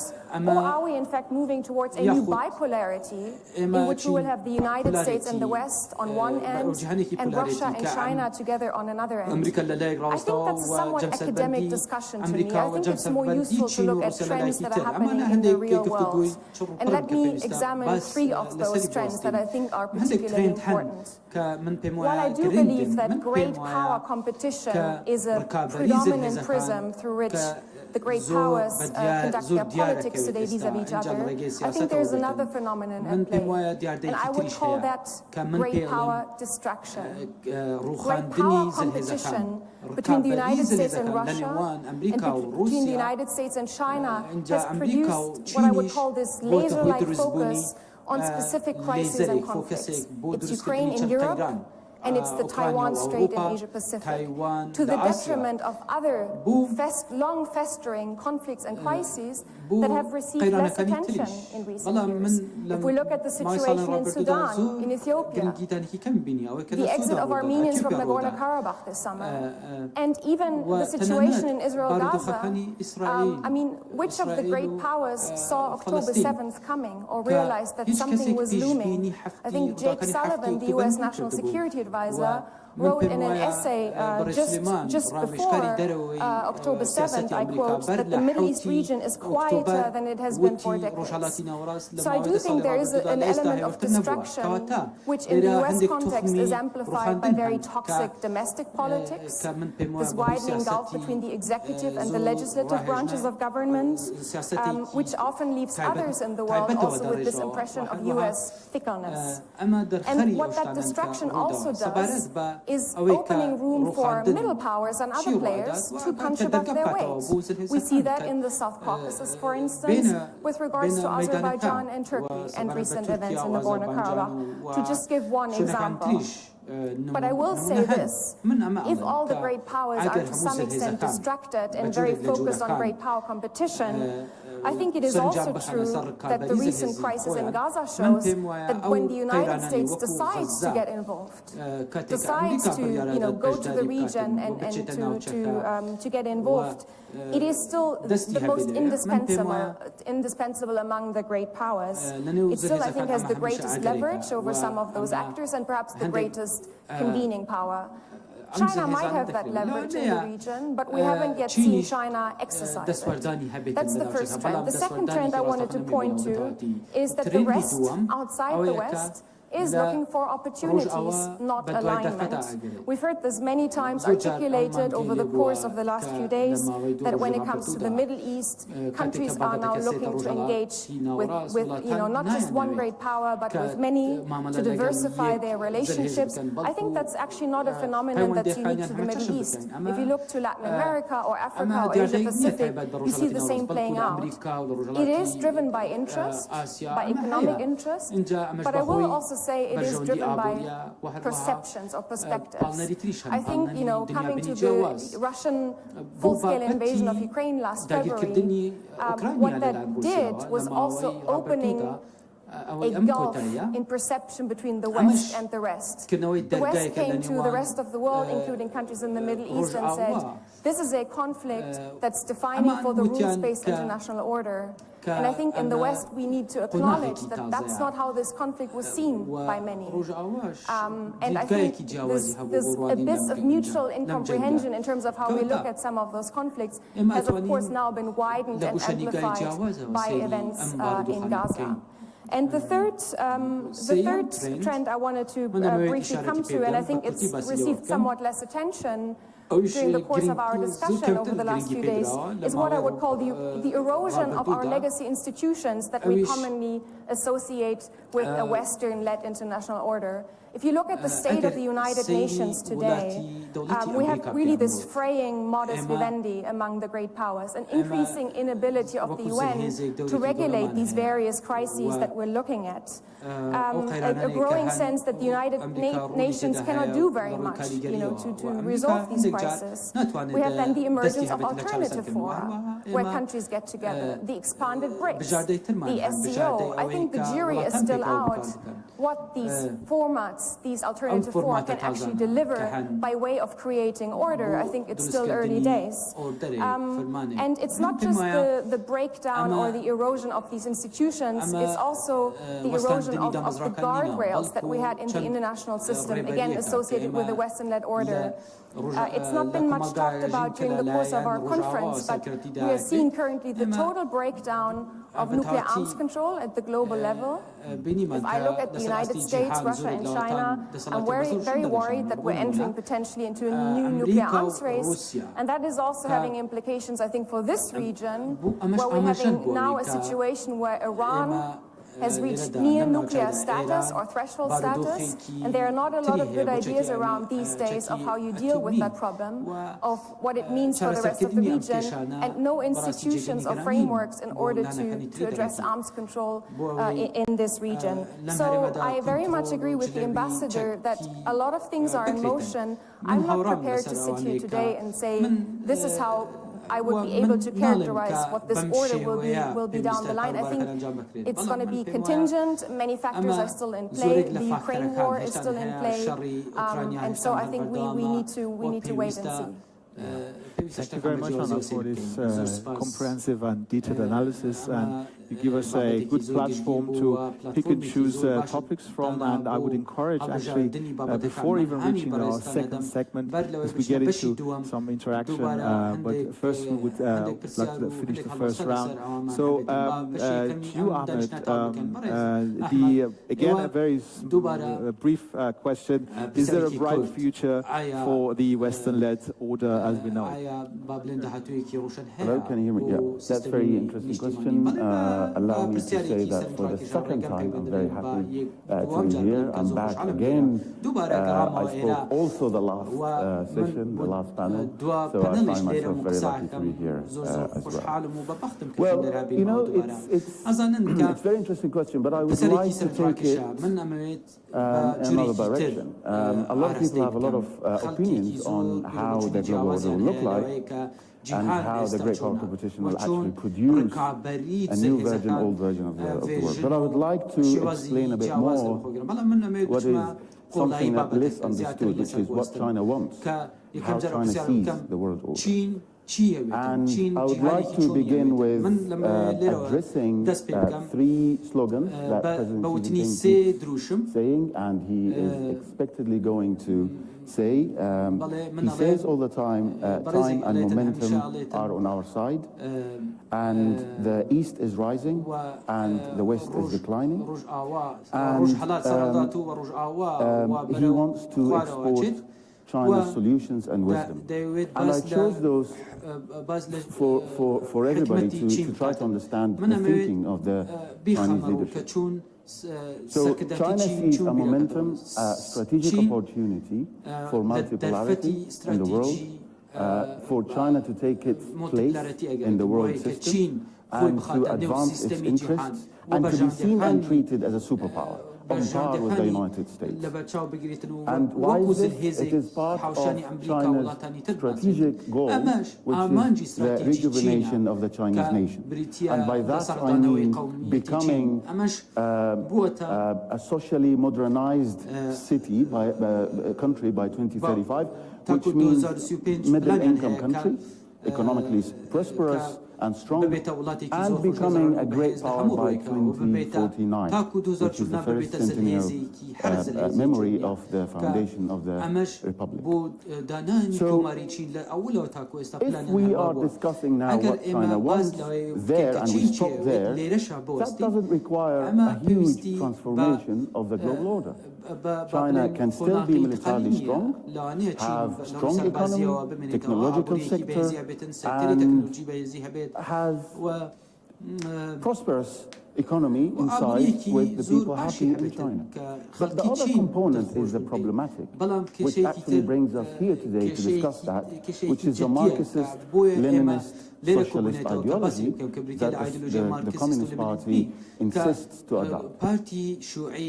And by that I mean the Leninist approach to politics, which is centralization of power in the hands of the communist leadership and President Xi Jinping, and the Marxist approach to economy, which is a top-down approach, a state capitalism approach that prioritizes the strategic direction of the leadership, not the market economy.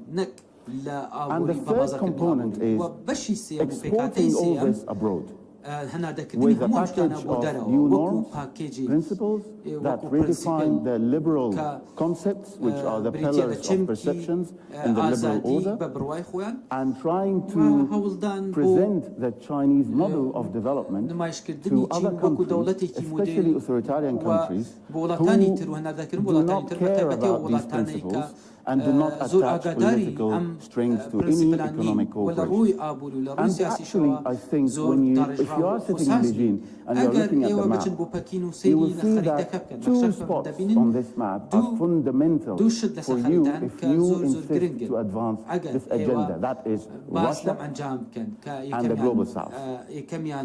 And when you are hearing people from Europe and the United States talking about de-risking, which was decoupling but repackaged, right? You will understand that challenges are coming, like President Xi Jinping said in October 2022 in the Communist Party, the 20th Party Congress. Challenges are coming, and we need to prepare as the Chinese need to prepare for them. So how do they prepare for them? They increase their influence in international organizations. They have louder voice in the United Nations, for example. They build their own multilateral organizations like the BRICS, the CSO, and they deliver very comprehensive global initiatives, the Belt and Road Initiative, the Global Security Initiative, Global Development Initiative, and so on. For that to restructure perceptions, the language, discourse power, the language, the rhetoric all over the world, and to lessen the United States' grip on the international order, the principles and organizations that lift it. So this is what China wants. What is going to happen, I think, better for the world, for these powers to talk, to speak. It is good now that we are seeing improvement in the relationship with the United States. Xi Jinping was in the APEC summit and he met President Joe Biden. But I think in the long term, we are not going to see a dramatic change in the course of competition, and I think the world is going towards rupture in some parts, but decoupling and de-risking will be very difficult to achieve in other parts. Well, thank you very much, Ahmed. That was very detailed. We're going to come back to China in our second segment. But before we go, Jean-Luc, could you kindly give us your perspective on possible future scenarios regarding the Western-led order? Yes. Well, I mean, first of all, thank you very much to the authorities and Mr. Prime Minister for the invitation. It's as well my first time in Kurdistan, so it's an honor to be here. And I will be just following on some of the elements that have been covered already, and to discuss maybe, I would say, the reactions of, let's say, Europeans and Asians with regards to this new global order or disorder, whatever we want to call it. And I think there are several trends which have been already highlighted, which are worth discussing here. First one, with regards to, for instance, European countries, is something which may have been obvious in the Middle East or elsewhere, which is the return of power plays and the war. For many years, when you were in Western Europe, war seemed like a relic of the Second World War or the Cold War. But what we've seen with the war in Ukraine is that the Europeans have been forced also to come back to, let's say, power plays and with decisions regarding military policies, increase of defense expenditures, things that seemed almost inconceivable 10 years ago, when the US used to complain that the Europeans were not sharing the burden. That's the first thing. The second thing, which is, I think, shared not just by the Europeans, but Asian countries and probably a lot of the Middle Eastern countries, is how do you adapt to this new, I wouldn't say a Cold War, but more and more this kind of zero-sum game where you have to take a position between the US and China. Whether we like it or not, this is more and more the narrative that is imposed on a lot of regions of the world, where countries that in the past, until recently, could have, let's say, good security relations with the US, and at the same time needed economic ties with China, because the future of their prosperity depends on China. And what we see year after year is that this dilemma is intractable. We cannot escape it.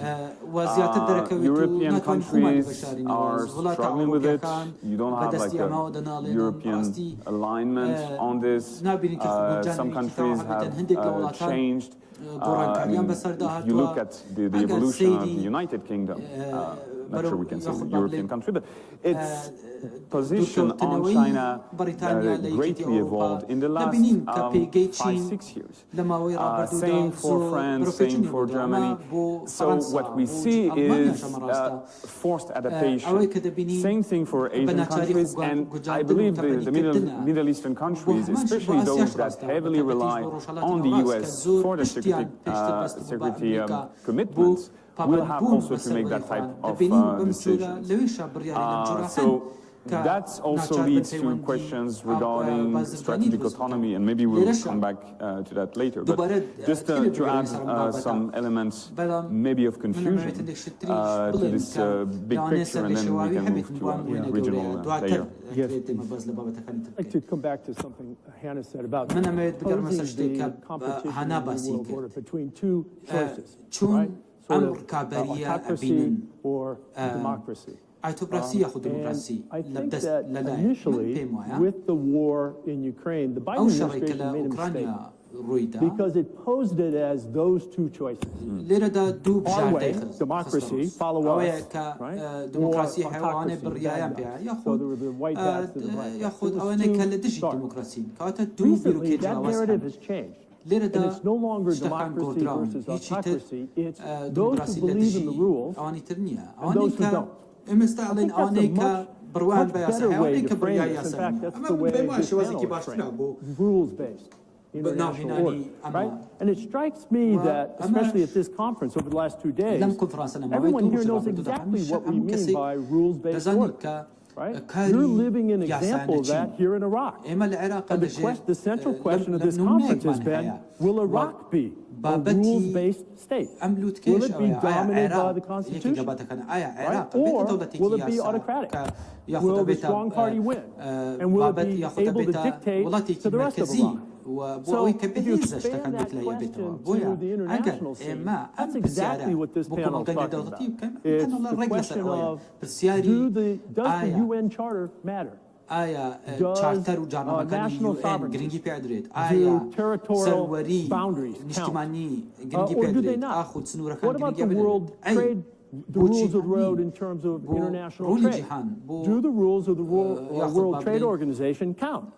Or do they not? And so this is very much about the predictability, the transparency, the order that comes about by a set of rules that are generally agreed and generally followed, and then another set of conditions, which is basically the strong man wins. Thank you very much, Ambassador. If anybody wants to react, yes, please. But you have less than 60 seconds. 2 minutes. Okay, 60 seconds. Well, let me differ a little bit here, Ambassador. And I think the questions you kindly posed to everybody in the room here are the same questions the Chinese and the Global South countries are asking now the United States after the Gaza war. Do rules still matter? So this is what I'm saying. The problem with China is China wants rules in the world order, but they do not want liberal rules in the world order, right? So if you are talking about rules that are accepted by everybody, I think the Chinese will be very happy and will stop messaging this to the Global South. But the problem is they keep complaining about imposing some kind of rules on everybody in the world, and I think in the Global South this resonates so much. Thank you very much, Ahmed. I think we're going to continue in that style in our second segment as well. First,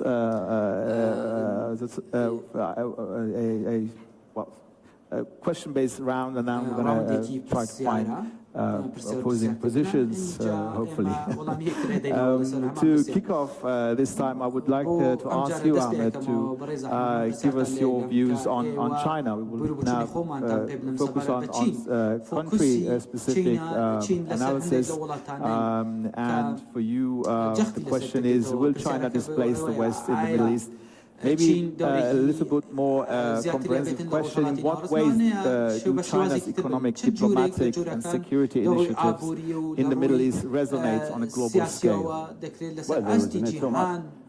I think especially in the Global South, because first of all, China comes to a place like the Middle East, as I said before, with no political strings attached. So they come here and they say, we want to do business, we want to invest, we want to build bridges, roads, and railways, and we're not going to ask you about anything else. Human rights, democracy, we're not going to impose anything on you. And this is music to people's ears in the Middle East.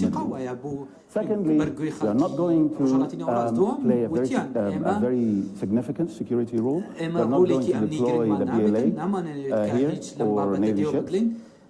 So we are not aspiring to replace the United States. And this is a very important message that people in the Middle East, especially in the Gulf, love to hear. But also, we will, the Chinese say, we will support your preferences, red lines, and causes in international organizations. That doesn't mean the Chinese are ready to spend political capital doing that, and we can see that in the Gaza war now. They are very hesitant, they are taking low profile deliberately, they're not trying to take any risks. But in the end, Middle Eastern countries like to hear that. They do not believe China is going to play a significant role, but this is balancing other views that do not take their considerations on board. For example, the United States' unconditional support in public for Israel now is putting these governments in a bind with their people. Right? So they want to hear another great power saying something different. That's why we saw Beijing was the first destination for Arab and Muslim foreign ministers, because A, it is the president of the Security Council now, but B, they know they're going to hear what they want in Beijing. And this message will be conveyed to the United States. So back to your question, will China replace the United States? Well, it's some shades, maybe, not security, not military, they're not interested in doing that, and there's a good reason for that. If you are sitting in Beijing, and you are seeing that America keeps sending aircraft carriers to Taiwan Strait. America is closing ranks with Japan, South Korea, and strengthening its coalitions and alliances. You wouldn't want to send a large force to somewhere remote in the Middle East, where actually oil keeps flowing, it keeps coming, and the United States are doing the job for you in terms of security. The military here, nothing's going to happen to our economic interests, so no need actually to send military. Also, if we send the military, we might find ourselves in direct confrontation with the United States, and this is not something good the Chinese want. But if you are sitting in Beijing, you would want to put the large number of forces close to your shores, close to your borders, and you would want to proceed with your perceived cynical, in some quarters, strategy in the South China Sea. But it is playing a very important role in trade, investment, and green technology, and high-tech as well. And I think the perception in the Middle East is it is time to multi-align, it is time to diversify the economy, Vision 2030 and beyond in many countries, and it's time to have deep relations, not only with China, the United States, EU, ASEAN, Japan, India, and so on and so forth. And I think China loves that. It will encourage people in the Middle East to do that, governments in the Middle East. And I think the United States has to revise its approach from pure securitization and militarization to start to think about more economic cooperation, more human security, and more deepening of diplomacy and political cooperation. Thank you very much.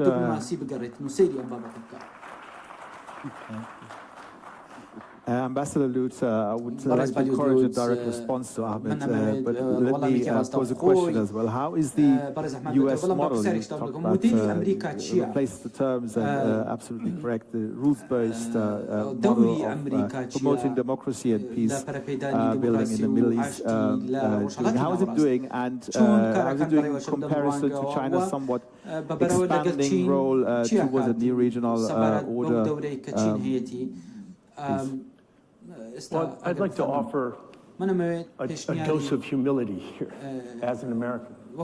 Because frankly, if you look back over the last 20 years, one of the challenges to the rules-based order has been my country. I'm sorry. I mean, it hasn't always been a proud moment. But there are parts of the rules-based order that because of, to some extent, because of the shock of 9/11, for example, that we violated ourselves. And so today, especially I think the Global South, right? And when the Global South hears of us espousing a rules-based order, there are a number of pretty prominent examples where the Global South says, oh, wait a second, that didn't seem to apply to the United States of America back in, whatever the example. So I think one thing that benefits the U.S. approach here is just a dose of humility that we have not always gotten this right ourselves. And that we have to approach this question today when there are gross violations of the international order, like the invasion of a neighbor, Russia invading Ukraine, for example, that certainly stand out to us. But when others judge the rules, there's plenty of room for us to show some humility. Thank you very much. Hannah, let's go to Russia's role, please, if possible. Can Russia produce order in the Middle East or even replace the West? And in what ways does Russia's strategy in the Middle East intersect with its global ambitions and influence? Sure. Let me say a few words about Russia. I mean, I think it's inconceivable to me that Russia could replace the West in the Middle East. Russia is present in the region. It pursues certain economic interests in very specific sectors, whether it's arms sales, whether it's the oil sector, whether it's the building of nuclear power plants in, for example, Egypt or Turkey. And of course, as a deliverer of grain, Russia has a certain significance to this region. You asked me about Russia providing order and stability in the region. I mean, look, what Russia has managed to do very shrewdly and successfully in recent years is engaging in a balancing act in the region where the Russians were pretty much able to talk to mutually antagonistic sides, to talk with everyone, to maintain ties with everyone. And in the specific case of Syria, where the Russians militarily intervened in 2015, in support of Bashar al-Assad, that balancing act, that navigation has served Russian interests very well, whether it's navigating between Israel and Iran for the purpose of deconfliction in Syria, just to give one example. Now, whether you call what Russia has done in Syria stability enhancing or order producing, I suppose the answer to that question lies in the eyes of the beholder. Supporters of the Assad regime would probably answer that question in the affirmative, but there are also a lot in the region who would answer that question in the negative. Besides Syria, I would pose to you that Russia's ability to mediate on the larger regional dossiers was always limited. Regarding Israel-Palestine, the Russian Federation was a member of the Middle East Quartet, but it never had the same kind of leverage as the United States in order to bring the different parties to the table, which is why the Russians in recent years carved out this niche, I think, for themselves, a diplomatic niche where they focused on intra-Palestinian mediation, bringing different Palestinian factions to Moscow. Regarding security in the Persian Gulf, I mean, the Russians put for years forward their own concept for collective security in the Persian Gulf, but it never really went very far because, again, I think the United States had the greater convening power on that issue, and with the Abraham Accords and all diplomacy flowing from that since the Abraham Accords were concluded, I think Russia was somewhat sidelined on that broader dossier. But I will say that until the Russian invasion of Ukraine last year, there were still dossiers on which Russia was willing to cooperate with Western states in support of stability or order in the region. On Syria, to some extent, but certainly on arms control issues, the chemical disarmament in Syria, no matter what you think at the end of the day how successful or complete it was still seen as a major success at the time in 2013, that notwithstanding great frictions in the Russia-West relationship, and events in Ukraine at the time and the annexation of Crimea in 2014, that was still possible, as were the negotiations towards the JCPOA in 2015. I think with the invasion of Ukraine last year, we have moved into a different paradigm with Russia in the Middle East.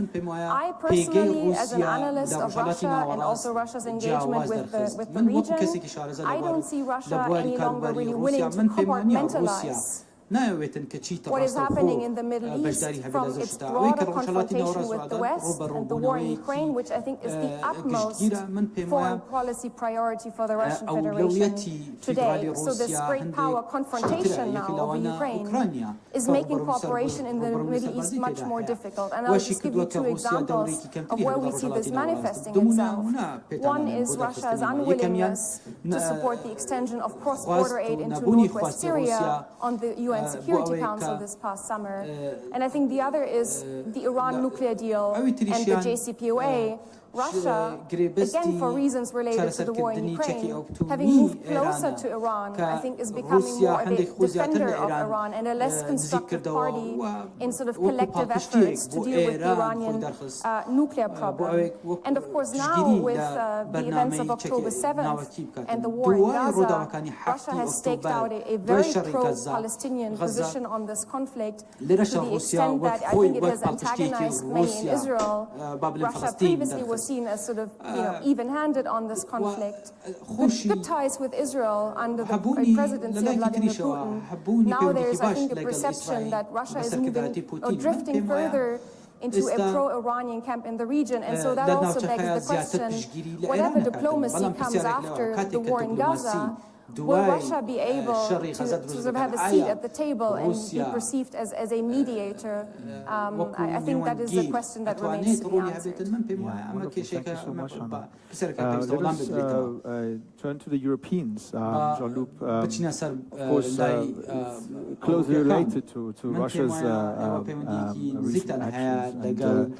I mentioned the Ukraine war at the heart of Europe, which has forced the EU countries to rethink their strategic orientation. So my question for you, what are the broader geopolitical implications regarding the Middle East for this rather new reality for European countries? Okay, well, I mean, first of all, I'd like to come back to the discussion on China, because I think it's even more relevant for us here, especially because I could see that there were some appeal for the China's approach in the Middle East, and I'd like, for the sake of the discussion, just to counter that. I mean, first of all, I don't think we can say that there's no string attached with regards to China's policy in the Middle East.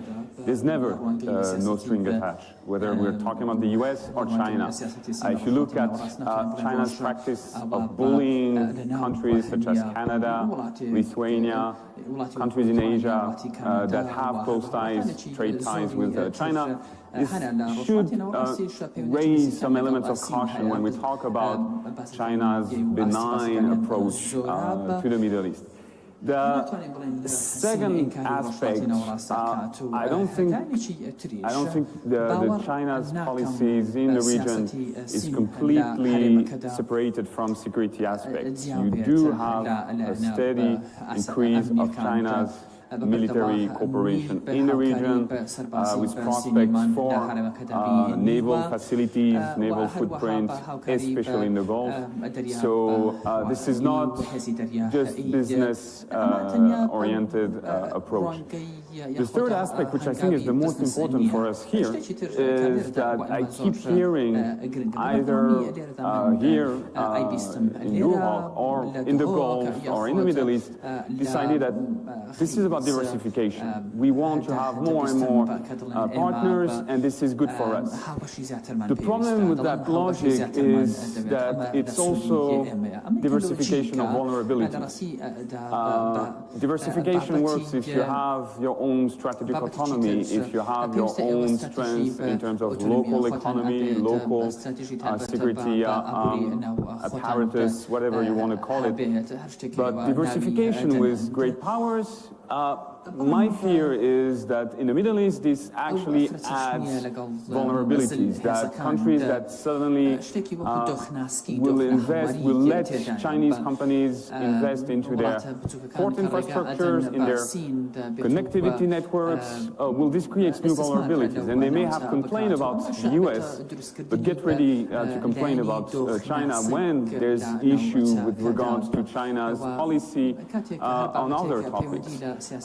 So that's to come back to that. And just with regards to Europe, because I think what's interesting here is that Europe, in a way, is struggling the same way Middle Eastern countries are struggling to position themselves vis-à-vis this US-China competition. I come from France, and our French president has been trying, I think he failed so far, but to propose to design a third way or an alternative to this competition, to have this appeal for middle powers that are not interested to be aligned with the US or with China, and to have this kind of non-alignment or multi-alignment coalition.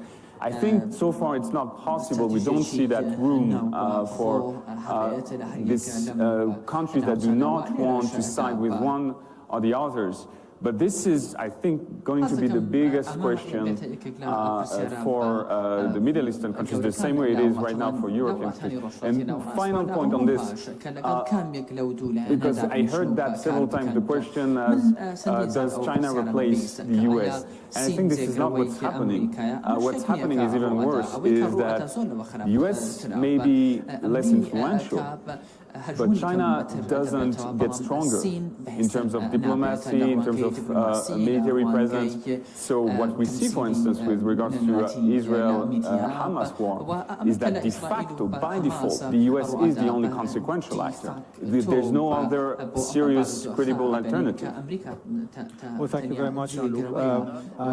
If you can respond, we are basically, before we... 30 seconds. Yeah, 60 minutes, 60 seconds. 60 seconds. Very important and interesting points from my friend John. I agree actually with you about diversification, and it is diversification of risk and vulnerabilities. But I see that countries here in the region don't have a choice, don't have an alternative, right?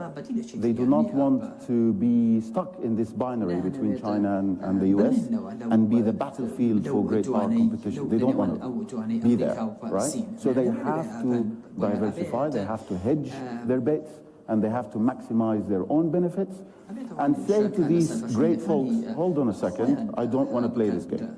So this is the only way you can do it, diversification, in my view. The other point is there is political strings attached. Of course, this is geoeconomics, right? But it is not imposed, and this is what I mean. Nobody comes here and say, you have to do this, change your political system, you have to be like me. This is what I meant. Of course there will be political deliberations, absolutely, and pressures sometimes.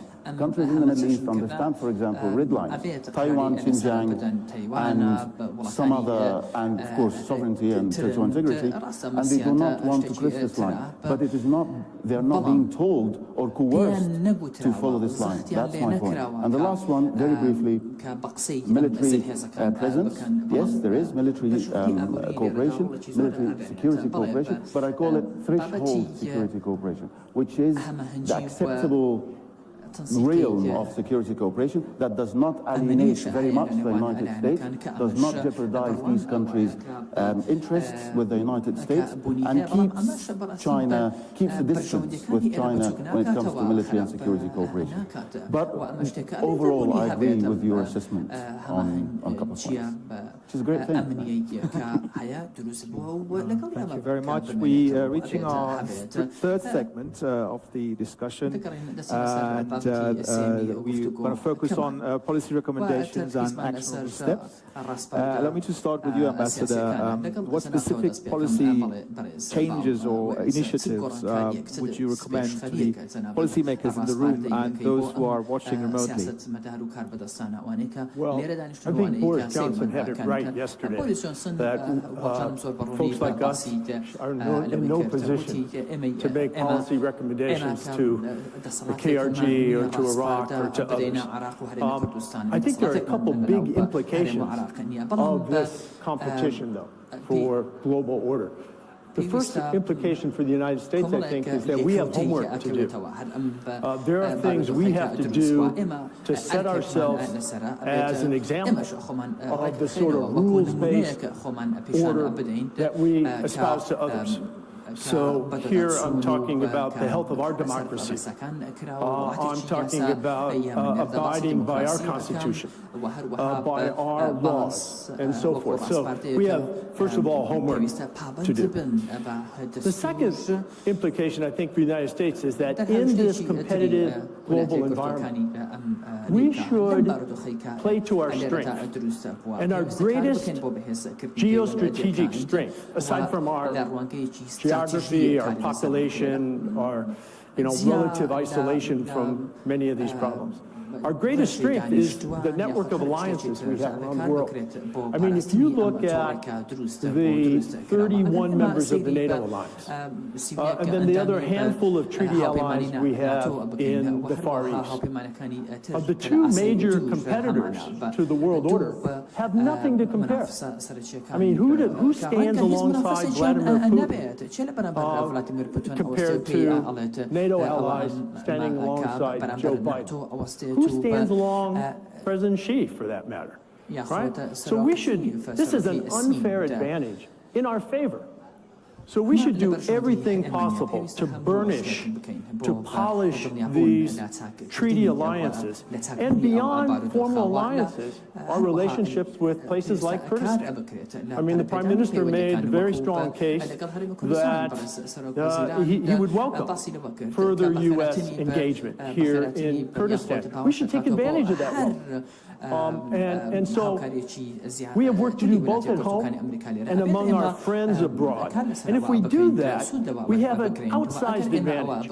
I mean, again, Johnson yesterday cited some GDP figures, right? But if you combine about the quarter of GDP, which is the U.S. GDP, with the roughly the same size GDP of the European Union, and combine that to Japan, South Korea, Australia, and so forth, you're up to about 55 or 60% of global GDP.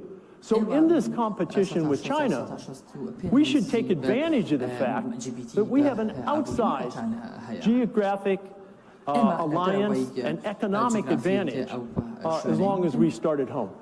Thank you very much. In line with Prime Minister Johnson's critique of recommendations from other regions, I would rephrase then our section and say, well, let's talk about possibilities.